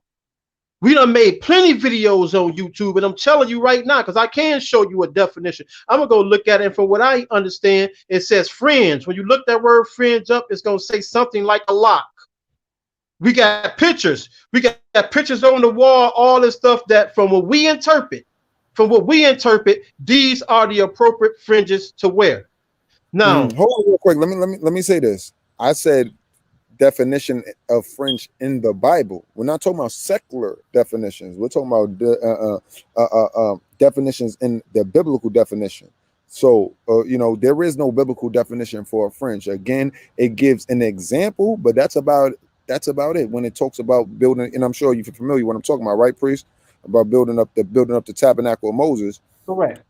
Right. So that's the only example. But other than that, there is no word for fringe. Like, is there a word? What's the definition of a lily in the Bible? You know what I'm saying? There is no definition. So I could bring you any flower and say this is a lily. You can't prove or disprove whether that's a lily or not. So same thing with a fringe. So let me ask a question then. More importantly, right? And I'm asking this a question. More importantly, right? What does the Bible say about in regards to like following the because doesn't say like what's good to have your fringes, like what does it say in comparison of like following the laws and statutes, commandments over like being righteous and being and living your life a certain way? You know what I'm saying? Yeah, I got you. In my opinion, the scripture does say do not be overly righteous. But go ahead, priest, you got it. Brothers will make the argument that you will see brothers use that scripture that Yahweh Shai used when about Yahweh Shai when John the Baptist say, I need to be baptized by you and you coming to me to be baptized, and Yahweh Shai say, thus it is written to fulfill all righteousness. So of course you must keep the spirituality of the law, but fulfill all righteousness and keep the physicality of the law as well, my brother. So it's about those are some scripture, but it was like when he was like, what is a man to follow the laws or something and not like is it more important or something, like is it more beneficial for a man to basically like live righteous as opposed to like following the laws or something like that? See, but a person will make the argument. I'm speaking like I'm one of them now because this ain't my thought. Is that the law was given to Israel. You have to keep the law, my brother. There's no way around it. End of the story. Next chapter. Let's go to the next subject. You have to keep the law. Right now, you're sounding almost like a Christian, you know, but you have to keep the law. Whatever the law says to do, that's what you have to do. You got to circumcise your penis. You have to you can marry multiple wives if you want to, because that's in the law. Whatever the law says do, you have to keep those, my brother, and the spiritual significance of it. Okay, so I agree to now we talking about, right? Okay, and we're talking about people, right? Israel, right? We talk about a nation. Right. Now, in regards to this nation, now because we're talking physical, because when we start talking, I think because when we start talking fringes and we start talking physical things, now we have to be specific to the nation now. So if we're gonna get this in detail about the nation, then we have to get this detail about the people. So in regards to these people, from a nationality standpoint of through all of this time has passed, who I understand that we are those people, but I mean without blemish, people have mixed. It also, you're not supposed to mix and mingle with different tribes and nationalities and people that we have done so for so many years. Not willingly, due to, you know what I mean, we've been enslaved and things like that, but it could be said do willingly, because it's all happens as a lack of our lack of our wisdom and willingness to, you know what I mean, do what we're supposed to do as a people. But I ain't got no control over who my mom and my father have sex with, but I got control over the fringes I can put on. Put on them fringes, my brother. Yeah, indeed. That's what brother's gonna say, and you gotta, and we have to agree. Now, the whole point. Let's get back to the point. The point was you have brothers. Oh, hold on, brothers. The point was, when we dealing with Israel as the one group of people, one group of black people that should be united, right? Because we agree to the two things, that we're Israel and then keep the commandments. You know what I'm saying? So now, you know, the integral details of said commandments is something else, but we do agree that we got to keep them. Period. You know what I'm saying? And what Priest Gabriel was saying is that you know, even within Israel, the disconnect within Israel is that, you know, me as the house of wisdom, Gabriel being let's just say he was of IUIC, you being ISUPK. If I walk up amidst you two and y'all see me with what I deem as fringes versus what you deem as fringes, something as so simple as that will keep those you two brothers from uniting with me because of but that's the brother's fault, bro. That's the brother's fault. Because see, I don't want the brother's fault. See, because what fringes? Hold on. Let's get some order. Hold on. Let's get some order. Hold on. One at a time. Let Priest Gabriel go first, bro. I'm gonna say this real quick, and I want you to respond to this, Simmons. You hear me? Yeah. I don't want to focus on us blaming. See, I don't want this show to be on us pointing fingers at people, because we already know that there's a lot of fault to be placed around, right? What I want to focus on is we are aware of the fault. How do we overcome that? Because until we figure out a way how to because it's not only IUIC with the fringes, it's ISUPK saying General Yahweh Shai spoke to me. So I don't affiliate with no camps. All y'all have to follow me. Every other camp have to follow me. Then you got other camps, although they group together and come together when they go and they feast. We allow various differences even outside of religion, is what I'm saying. Like a brother, since we've been broken as a nation. See, you remember I told you we lack culture as a nation, because within a culture you have coping skills on how you can deal with one another as a nation. So now you can agree to disagree. Well, I feel like we should do it this way. Well, I don't. Well, I do, and it can be real heated, like the Democrats and Republicans. But at the end of the day, they gonna figure out a way to come together. See, we ignorant to that. We don't have that ability. So I'm saying, how do we overcome? I know my mom was raised as a crackhead, and I know I'm a crack baby. What can I do to overcome, to succeed, though? Because I can't keep blaming my mother and say, well, it's my mother's fault. What can I do, given all the things that we have mentioned, in order for us to overcome, to begin to build this nation? One thing we can't do is, see, it all going back to that word understanding, because one thing we can't do is pass judgment, right? Because I look at it like this. Now, I'm not going to say, I'm not saying we shouldn't wear fringes and we shouldn't follow that. I'm just saying, in my opinion, that the most important thing is that we live righteously, right? And then looking at it like this, right? I think that there's a gradual process, right? That nobody's going to be perfect, because we understand that we have a mind and we have a spirit, and it's going to constantly be some conflict, right? But with that said, for me and my spiritual growth, I feel like we have to, everybody grows at different times, right? So now maybe my first thing may be trying to grasp and understand some things, right? Now, between me trying to grasp and understand these things, I look at it as, if for my journey, something like fringes would be the last step. I wouldn't jump out with no information on how to live righteously in accordance with the Most High and all of that, and that the first thing I do is put on some fringes. And so when I'm dealing with somebody from the ISUPK or one of these camps or something, the first thing I'm looking at is a brother's heart. That's the first thing I'm looking at. I'm not gonna tell somebody I'm not dealing with him because his shirt ain't a certain way. I understand we want to be in tune with, and we want to have our fringes and all that, but get through the first steps first. Don't tell me that you done mastered everything else and now you got fringes on, because that's a lie. You're lying to yourself. And then second of all, now, because the thing that happens is, once these camps and all these things, now they have this knowledge, but that doesn't mean that their personal things, that their personal demons, as far as their jealousy, as far as their judgments, as far as their whatever evil feelings that's coming out, and they're using fringes as an excuse. Because if you can turn your back on your brother and tell your brother to dismiss himself and not do the proper work of saving his soul, helping to save his soul as the priest you're supposed to be, because he got some fringes on, let me tell you, I don't care how many times you read the Bible, you're dealing with a superb lack of wisdom and a lack of understanding of those words, and you're dead wrong. That's why I don't really affiliate with no camps, because I'm not with no politics. I'm only with knowledge. I don't care about nobody's politics, how they I want the knowledge first, and once we master the knowledge, then we can start dressing like dudes. You know what I mean? If you want to start dressing like dudes, then but get that knowledge first. Don't just put a shirt on and you got 90%, or you know what I'm saying, like you're not there yet. I'm with you. I got you. But to answer the question, let's go back to what you ain't Jesus. Let's go back to what priest asked, man. What is the solution?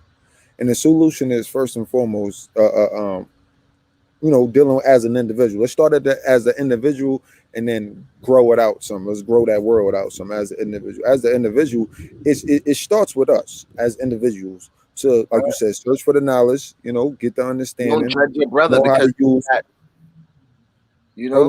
Hold on for a second. So, as we were saying, no, it's all good, brother. So, search for the knowledge, obtain the knowledge. Now that you got the knowledge, get the understanding on that, right?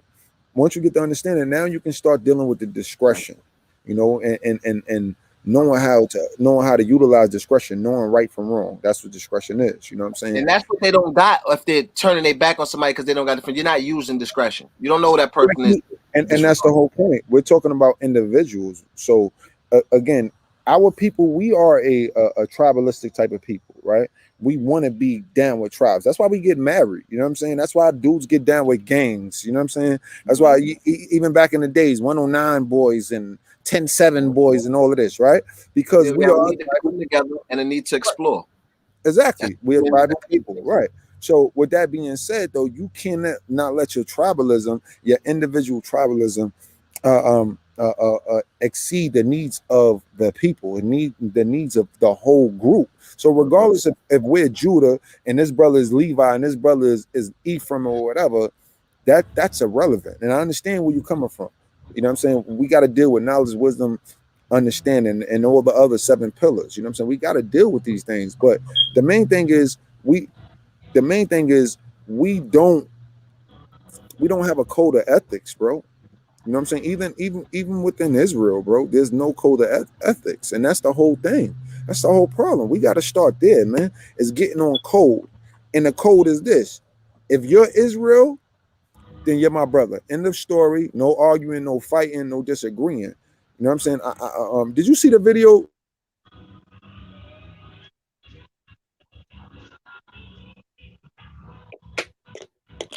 He froze out. Would you say you break it up? Yeah, he might have froze.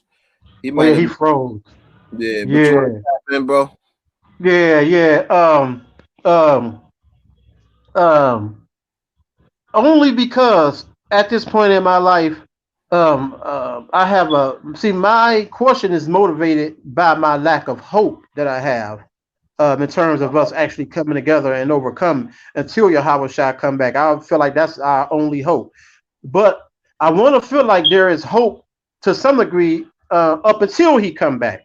But I don't see any to latch on to. So that's why I'm trying to put us all in a corner and say, because that I know, because one thing about the black man is that we so many different things. We Islamic, we Christian, we Mormons, we Seventh-day Adventists, Jehovah Witness, you Republicans, Democrats, Independents, homosexuals, bisexuals, you name it. That's what we are, and we allow those differences to drive a wedge in between the unity that we should have for one another. That's As a a result, as a result, we deal with the white man as one person, Mhm. as one person. Mhm. But go ahead, Prince, as you were saying. Hey, yeah, sorry about that, my brothers. But ultimately, what I'm saying is we don't have a, just dealing with Israel, man. There is no code of ethics. There is no. There should be no camps. We need to abolish the whole camp thing. This should just be Right. Israel. End of story. No separate groups. None of that. Now, of course, living That's in what I'm this. saying. And then you follow in the Bible and you talking about friends, but you got a camp. Yeah. Now, what I'm saying is this, though, brother. Come on. When we talking about building a nation, bro, we got to start with us three, and then a brother that's six, and then brothers they know, and so forth and so forth. You know what I'm Got saying? a camp and they kicking people out. Say again, brother. No, I'm just saying they got a camp and they kicking people out of it. Come on, brothers. Well, That's for anybody with a camp. I don't follow none of these camps, so that's what anybody with a camp. You can't have a camp and kicking brothers out of it for like none of this. That doesn't make sense. That's not aligned with the Most High. It's not aligned with spirit. That's aligned with organization. Hold on, real quick, brother. We got a question. Ray Watts asks, "What's a Jew?" A Jew is from the tribe of Judah, of the house of from the family of Jacob. The sons of Israel, the children of Israel. So the fourth son was named Judah. All his children are known as Judites. That's what a Jew is. Now, after the kingdom split, if you know the history of the Bible, the kingdom split. You had the northern kingdom, the southern kingdom. The northern kingdom was known as the house of Israel. The southern kingdom was known as the house of Judah. Later on in the New Testament, they are referring to Jews. That southern kingdom in the New Testament they're talking about are Jews. That's Benjamin, Levi, and Judah. These are the three tribes that is known as the house of Judah, and they are referred to as Jews. Jews is not an all-encompassing term for Israel. It is not. It's only Right. it can be used as that at And if times. you talking about Jewish people in this society, those are people that assume that it's a group of people that assume that history, since it was, yes, it did. In their opinion, it was void, so they just picked it up. Some people left it and they just found Yeah. it, and they put it Hey, on. please, Gabriel, you want to add to that definition of Jews? Somebody lost their shoes, they put them on and walked in them. Well, you nailed it, my brother. A Jew is exactly what you said it was. Is that technically what is a Jew?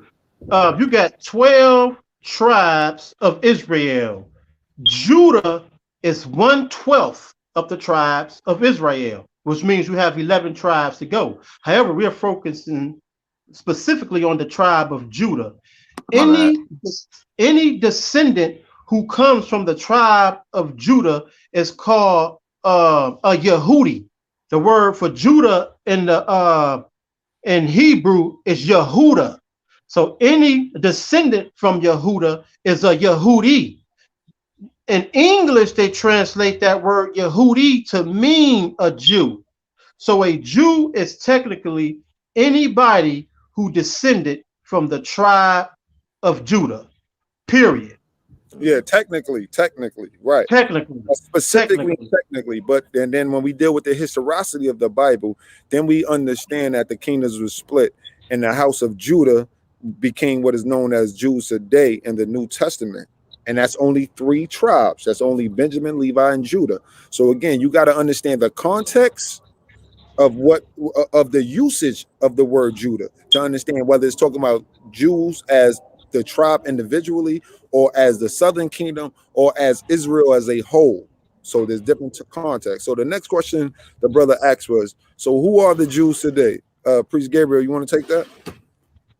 The Jews today, there's a lot of information. When you ask that question is, I ain't gonna necessarily say loaded, but it kind of almost deserve at least a 15 to 20-minute discussion on who they are, just as for me to show you who they are. Because it's one thing for me to tell you who they are, but I'm one of those kind of people where I hate to have to tell you something without showing you. So what I'm gonna do is just direct you to do the research, so it can be proven who they are. Because I don't never want you to take none of our words, but do the research.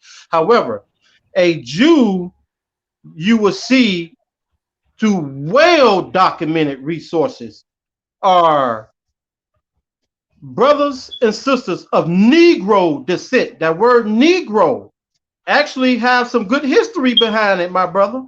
Some good history. I think even that term nigger has some good history behind it.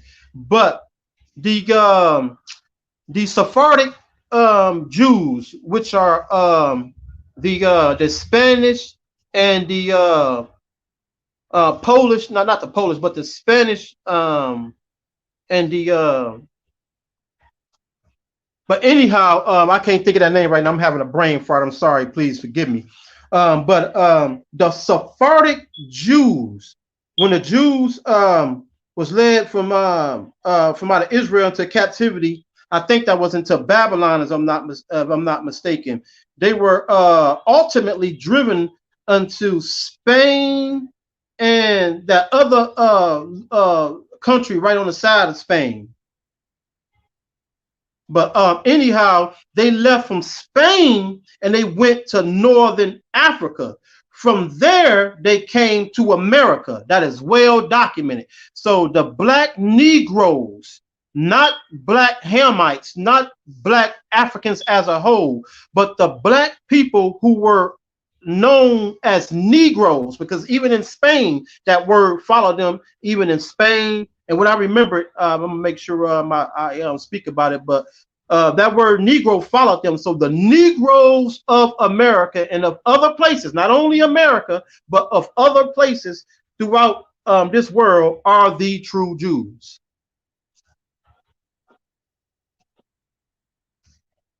I guess that was a long answer to a long answer, but that's the long of the short, bro. The thing is about proving it. The Bible says, scripture say, prove all things, not just, tell people what the answer to a thing.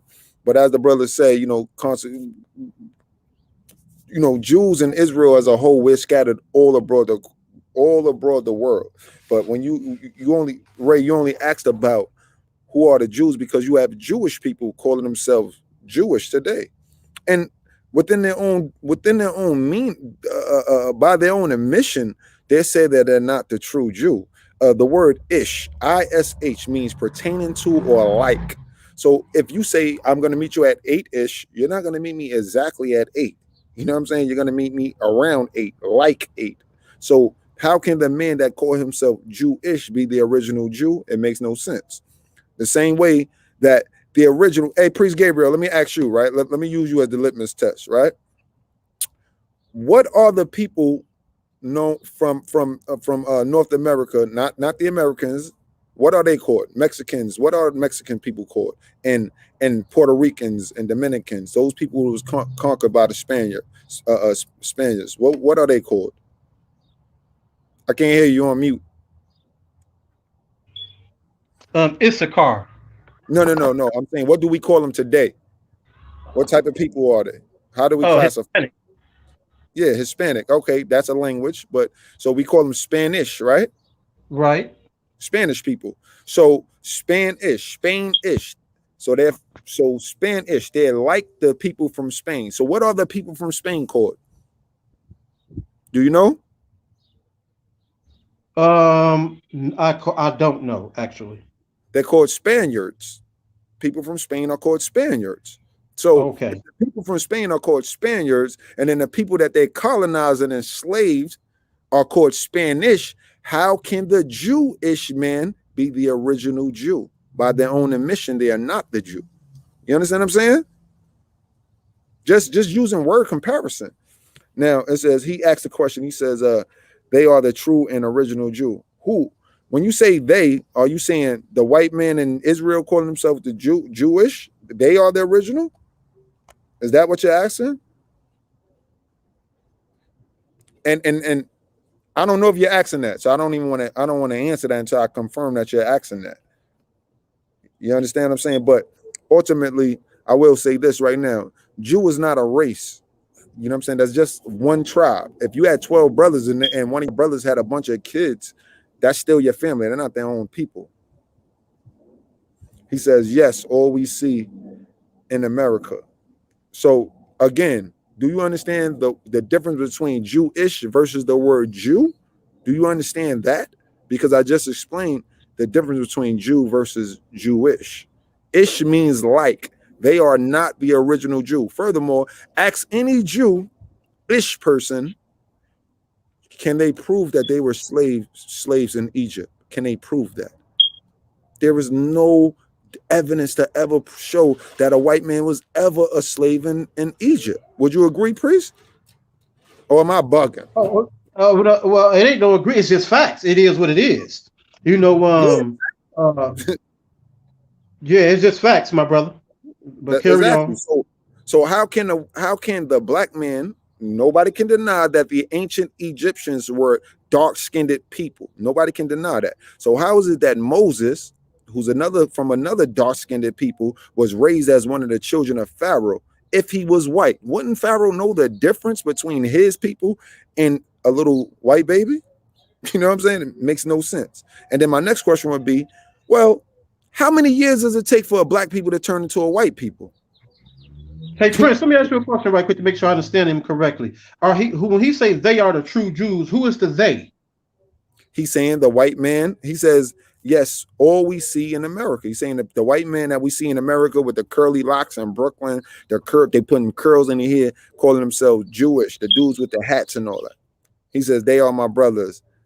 So are you a Jew? Again, specifically, brother, I'm from the tribe of Israel. I'm from the house of Israel, but my tribe is Judah. Yes, I am a Jew as from the tribe of Judah. That's it.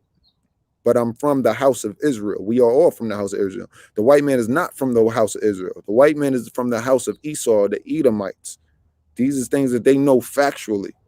But again, all you got to ask yourself is, how can the white man be a Jew when he was never in slavery in Egypt? Can you answer that question for me, Ray? I sent you the link already.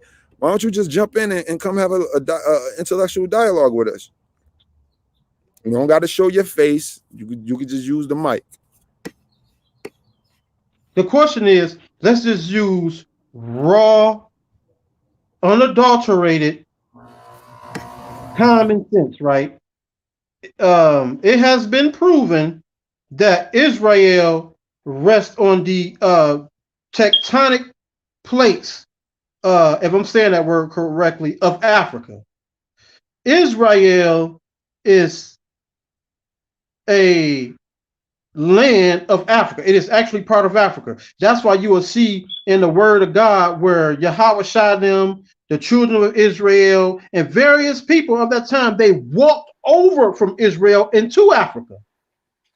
You will also see that when the children of Israel were taken from out, the 12 tribes, that is, was taken from, the 10 tribes was taken from the northern kingdom by Sennacherib, the king of Syria, and replaced them with his people. Lions came in and destroyed them. Where do lions come from? Lions come from Africa. But we see in the word of God where lions came and destroyed in Israel a group of people who was in the promised land who should not have been there. The mere presence of lions itself lets you know that Israel is Africa. Now, why am I saying that? I am saying that to say this. If Israel is Africa, then the people of that particular geography have to be a people of color. So how can they be white?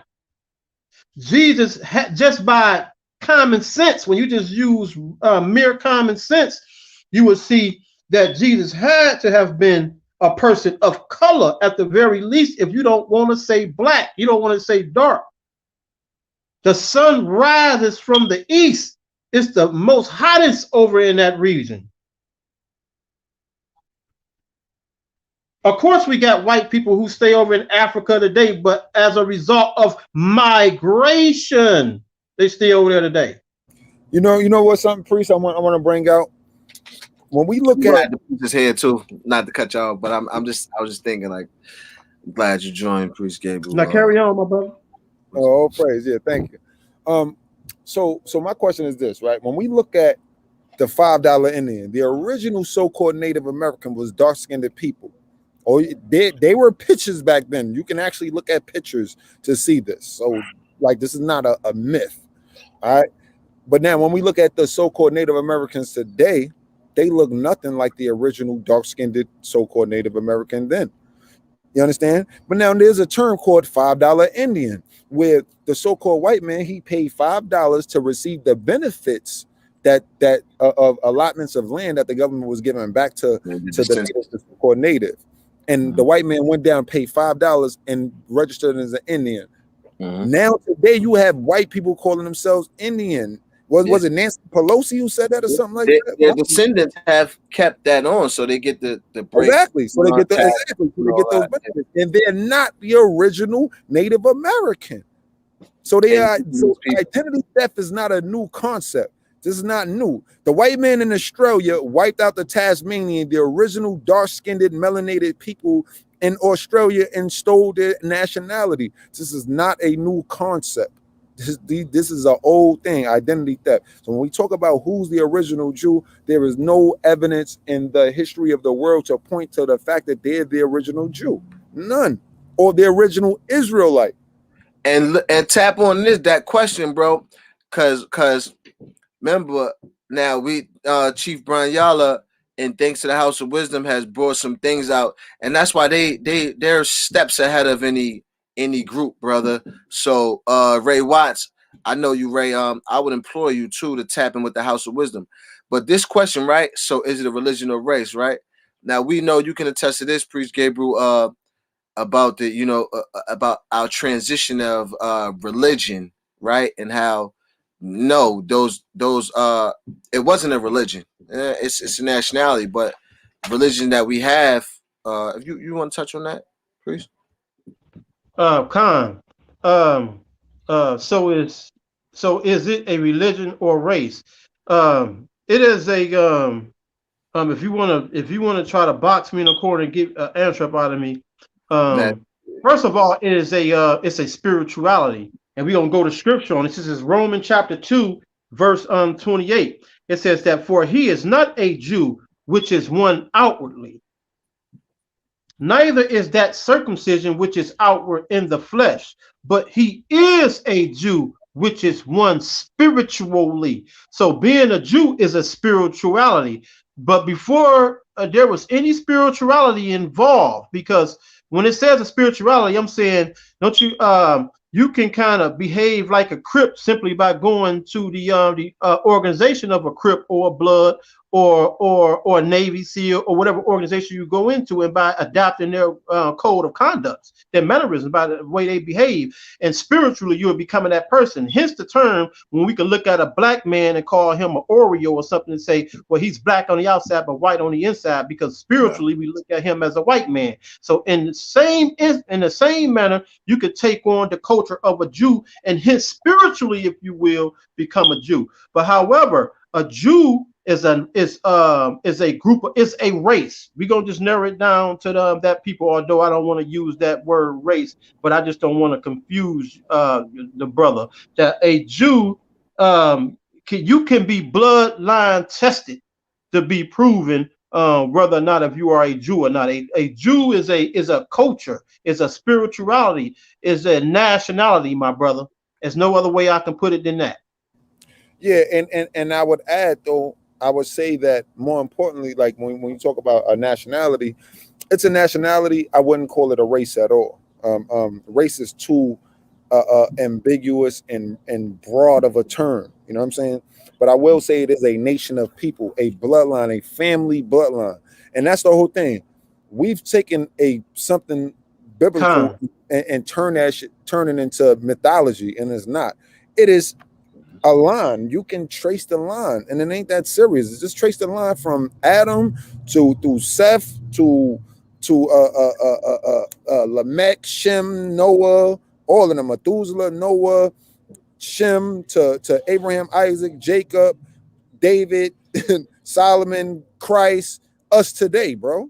This is a timeline, bro. You can follow this. So when we just dealing with the historicity of the scriptures, we see that there's the word Jew, right? The tribe of Judah, they are part of a race. They are not a race. They are part of a race. They are part of a nation known as the nation of Israel. That's it. So, you know, are the Reubenites, are they a race? No, they're just part of a race. They're part of a group. They're part of a nation. You know what I'm saying? Now, I wanted to deal with religion real quick, if I could. Let me share my screen, all right? Can you see it? Can y'all see the screen? No, it's not in the. You got to add the screen to the. No, you sure? Priest, can you see it? I can see it, but it's small. But I can see it though. Okay, I'm gonna try to bring it up as big as I can. All right, cool. Okay, no, well, we can use it. We can use our hands and make it big too, though. I see it. Okay, all right. It says religion. This is etymology online, basically. So getting an understanding of where the word originates from. It says religion, 12th century, state of life, bound by monastic vows, right? Meaning mosaic. That's what they really mean to say mosaic. Also, conduct indicating a belief in a divine power, from Anglo-French religion, original Old French religion, piety, devotion, religious community, and direct from Latin religiami or religio, respect for what is sacred, reverence for the God, sense of right, moral obligation, fear of God, divine service, religion of observance of religion, a faith, a mode of worship, culture, cult, sanctity, holiness. All right. So these is where the original definition of the words was intended. But again, the original 12th century use is state of life bound. So this is what it means. I mean, this is what religion means. It's to bind yourself, to constrain yourself. So what is it that binds and constrains us from doing whatever we do? Is it man's law, or is it the law of the Most High? Is it the man's law that says you could get 6 months 6 months probation, a year in jail if you steal something that's worth over $10? Is it man's law that make you not steal, or is it God's law that says thou shalt not steal? You understand what I'm saying? These is what binds us and constrains us in the true definition of religion. That's it. All religion means is what binds or constrains you, what governs your life. That's it. So being a Jew is not a religion. Being an Israelite is not a religion.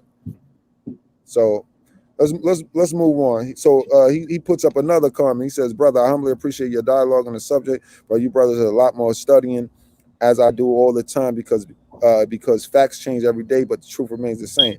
So again, brother, you're making a broad statement, but you of that we have a lot of studying to do, but yet you haven't gave an antithesis. Can you give an antithesis, brother Ray Watts, that can show us anything other than what we're saying? That's what the antithesis. And then what I would say to him, bro, is studying is one thing. Understanding is a blessing that you must pray for, because you can study till the sun comes up, right? But if you don't have the understanding, which is the second pillar of that wisdom, you ain't gonna find wisdom, brother. So man, I would implore you to pray for the understanding and then review this knowledge. You know what I'm Yeah, saying? and click the link, bro. Come on the show, have a discussion with us, bro. We your brothers. We ain't your enemies. We ain't looking to hurt you. We just Yeah. looking to have a dialogue. We can agree to Yeah, disagree. we all got more studying to do for sure. But I can Yeah, no attest question these about brothers that. these brothers out here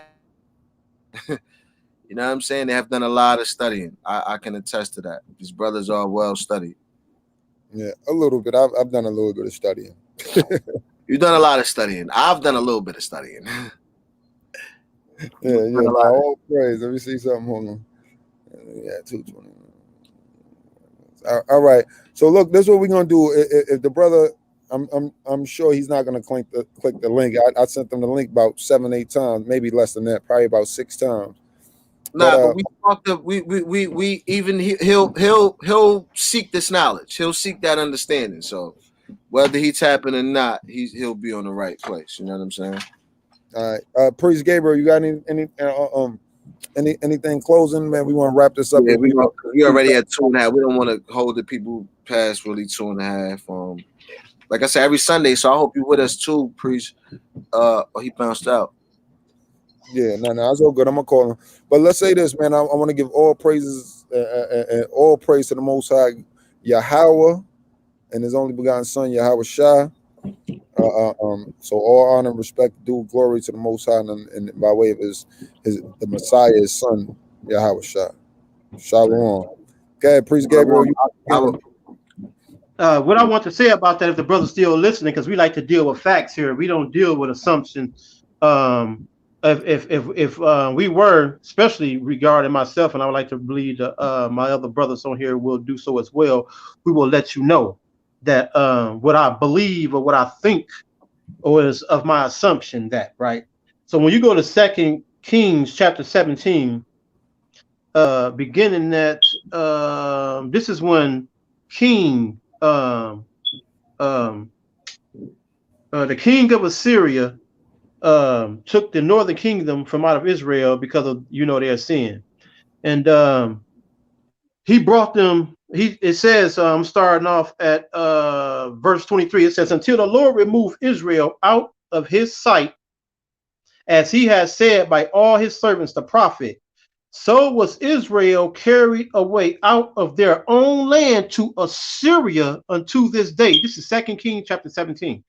And verse 24 says, and the king of Assyria brought men from Babylon and from Cutha and from Ava and from Hamath and from Sepharvaim and placed them in the cities of Samaria instead, or in the place of the children of Israel who was taken from out of their own land. And they possessed Samaria and dwelt in the cities thereof. So now we understand that the king of Assyria took the children of Israel from out of Israel, particularly the northern kingdom, and put his people there. Now, verse 25, it says, and so it was at the beginning of their dwelling there, the people who he put in the place of the children of Israel, that they feared not Yahweh, the Most High. Therefore, the Most High sent lions among them. Where are these lions coming from? I'm just saying we can use common sense, literally. Like, in other words, you don't have to be there. Don't you know how they say, if a tree fell in the jungle, although you did not hear the sound, did it fall? Is it a fact? Yes. Although I didn't hear the sound and I can't prove it, the fact that it fell, the tree still fell, period. So what point am I making? That I wasn't there to see how these lions got there, right? One thing we do know is that dangerous lions, the Lord sent lions. Where did he summon them from? They had to come from Africa. Israel sit on the tectonic plates of Africa. There was a time before they made that canal, I forget what they call the canal, before Edom made the canal which separates Egypt from Africa. Suez Canal. The Suez Canal. There was a time when you can just walk from Israel to Africa, and likewise from over into Africa to Israel. And I'm not separating. I'm just saying for the sake of argument, although I'm saying for Africa, because they all one in the same land. Where are these lions coming from, my brother? These lions are coming from Africa because Israel is Africa, period. So what am I additionally saying? I am additionally saying that when you look on the Egyptian hieroglyphs and you see who the Egyptians had enslaved, why were they people of color when they were considered to be Israelites? So don't argue with our understanding of this if we showing you through facts, like you say, Prince, that if you're going to do so, then you need to offer a an antithesis.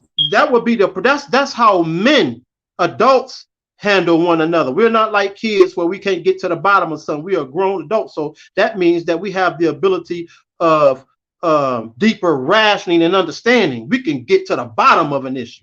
So if you're going to say that, why and through what documented information that you have to disagree with that? Otherwise, you're using an emotion. You're using what you feel have been the truth only because it's what you've been taught all your life. It's like that, that proverbial right. Now it's like that proverbial thought of not wanting to get rid of Christmas because it's what I've known all my life. So it feels right. It feels like it's the truth. I've been celebrating Christmas ever since I was a kid. Now I'm 30 and you telling me that it's paganistic, but people are smiling and people are enjoying themselves and I get a good present as a result of that. Yeah, my brother, but the fact remains is that it's a paganistic holiday, period. So what am I ultimately saying? That here I'm showing you evidence, whether it be through the scripture, whether it just be through common rationalization, whether it be through what the other brothers done offer as a result of your question, that the black men of America and abroad, specifically the Negroes, my brothers, I have a book right here, right now, that but I don't have the we won't do this on this show, but where the Zonovan's Compact Bible Dictionary, when he make a distinction between the Egyptians. This is in a white man's book. I didn't write this book. This is in a white man's book, the Zonovan's Compact Bible Dictionary, where he says that that Abraham had 3 sons, Shem, Ham, and Japheth. Ham produced the people from Africa, if you will, and while Israel is part of Africa, but we talking about the people from Egypt, Ethiopia, and so forth and so on. Shem specifically produced the Negroes, who we know to be the Negroes, and I say that both proudly and not necessarily pridefully and factually, my brother. And I'm gonna end with that.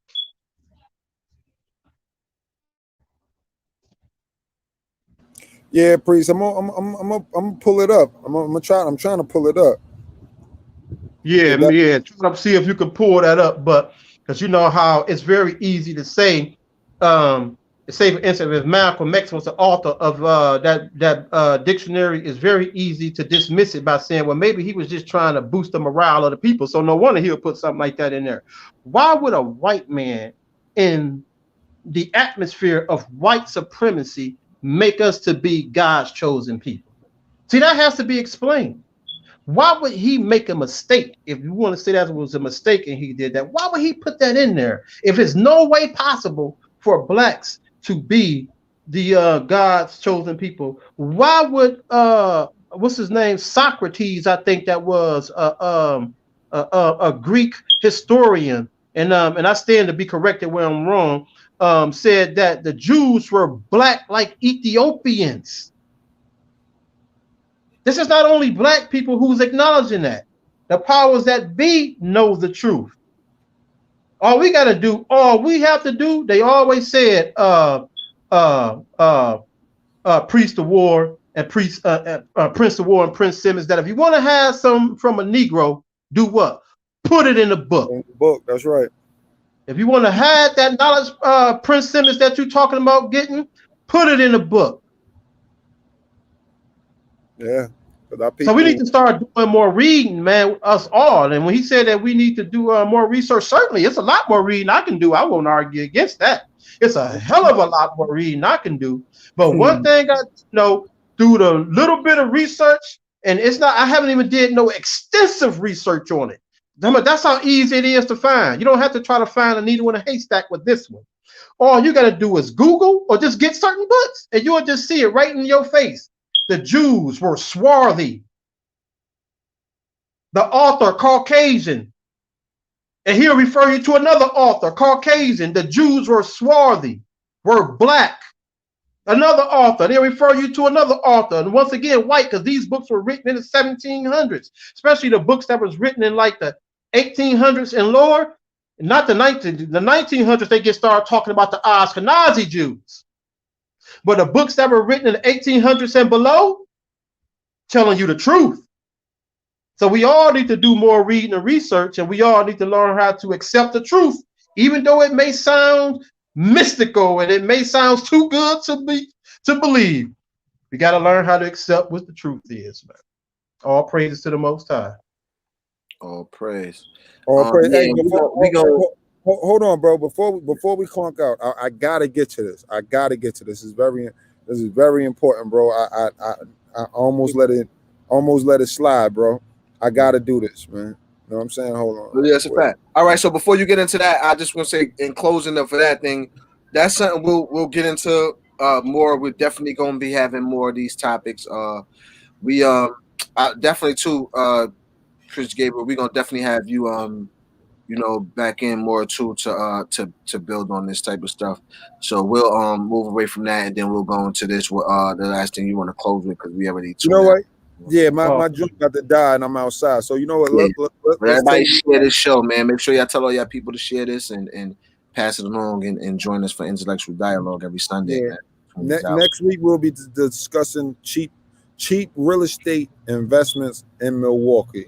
It's a plethora of houses out there, neighborhoods that we can buy up. And other places too. Right, and other places as well. But I'm just dealing with specifically with Milwaukee. I want to share this information. So next week Sunday, same bat time, same bat channel. Yeah. And we may pop up on whatever will be. We'll be expanding it for more than Sundays for different topics too. But right now we just started like that. So y'all tap into the network and tell a friend. Tell one of your friends dealing with some wisdom, man, or got some questions, or if anybody got pull up, right, or they want to jump on the show and have a dialogue. Please. This is the purpose of this is what this platform is for, man.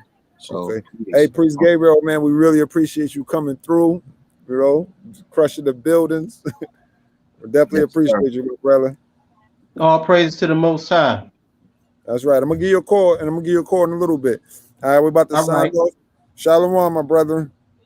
Shalom. Thanks, everybody. We got up to a little slow start, but we ended off with some wisdom. I hope everybody gains some wisdom and keep it going. Grow with us. This is a community thing. It's not just us. It's a community thing. So grow with us, y'all. Shalom. Peace and blessings. Wow.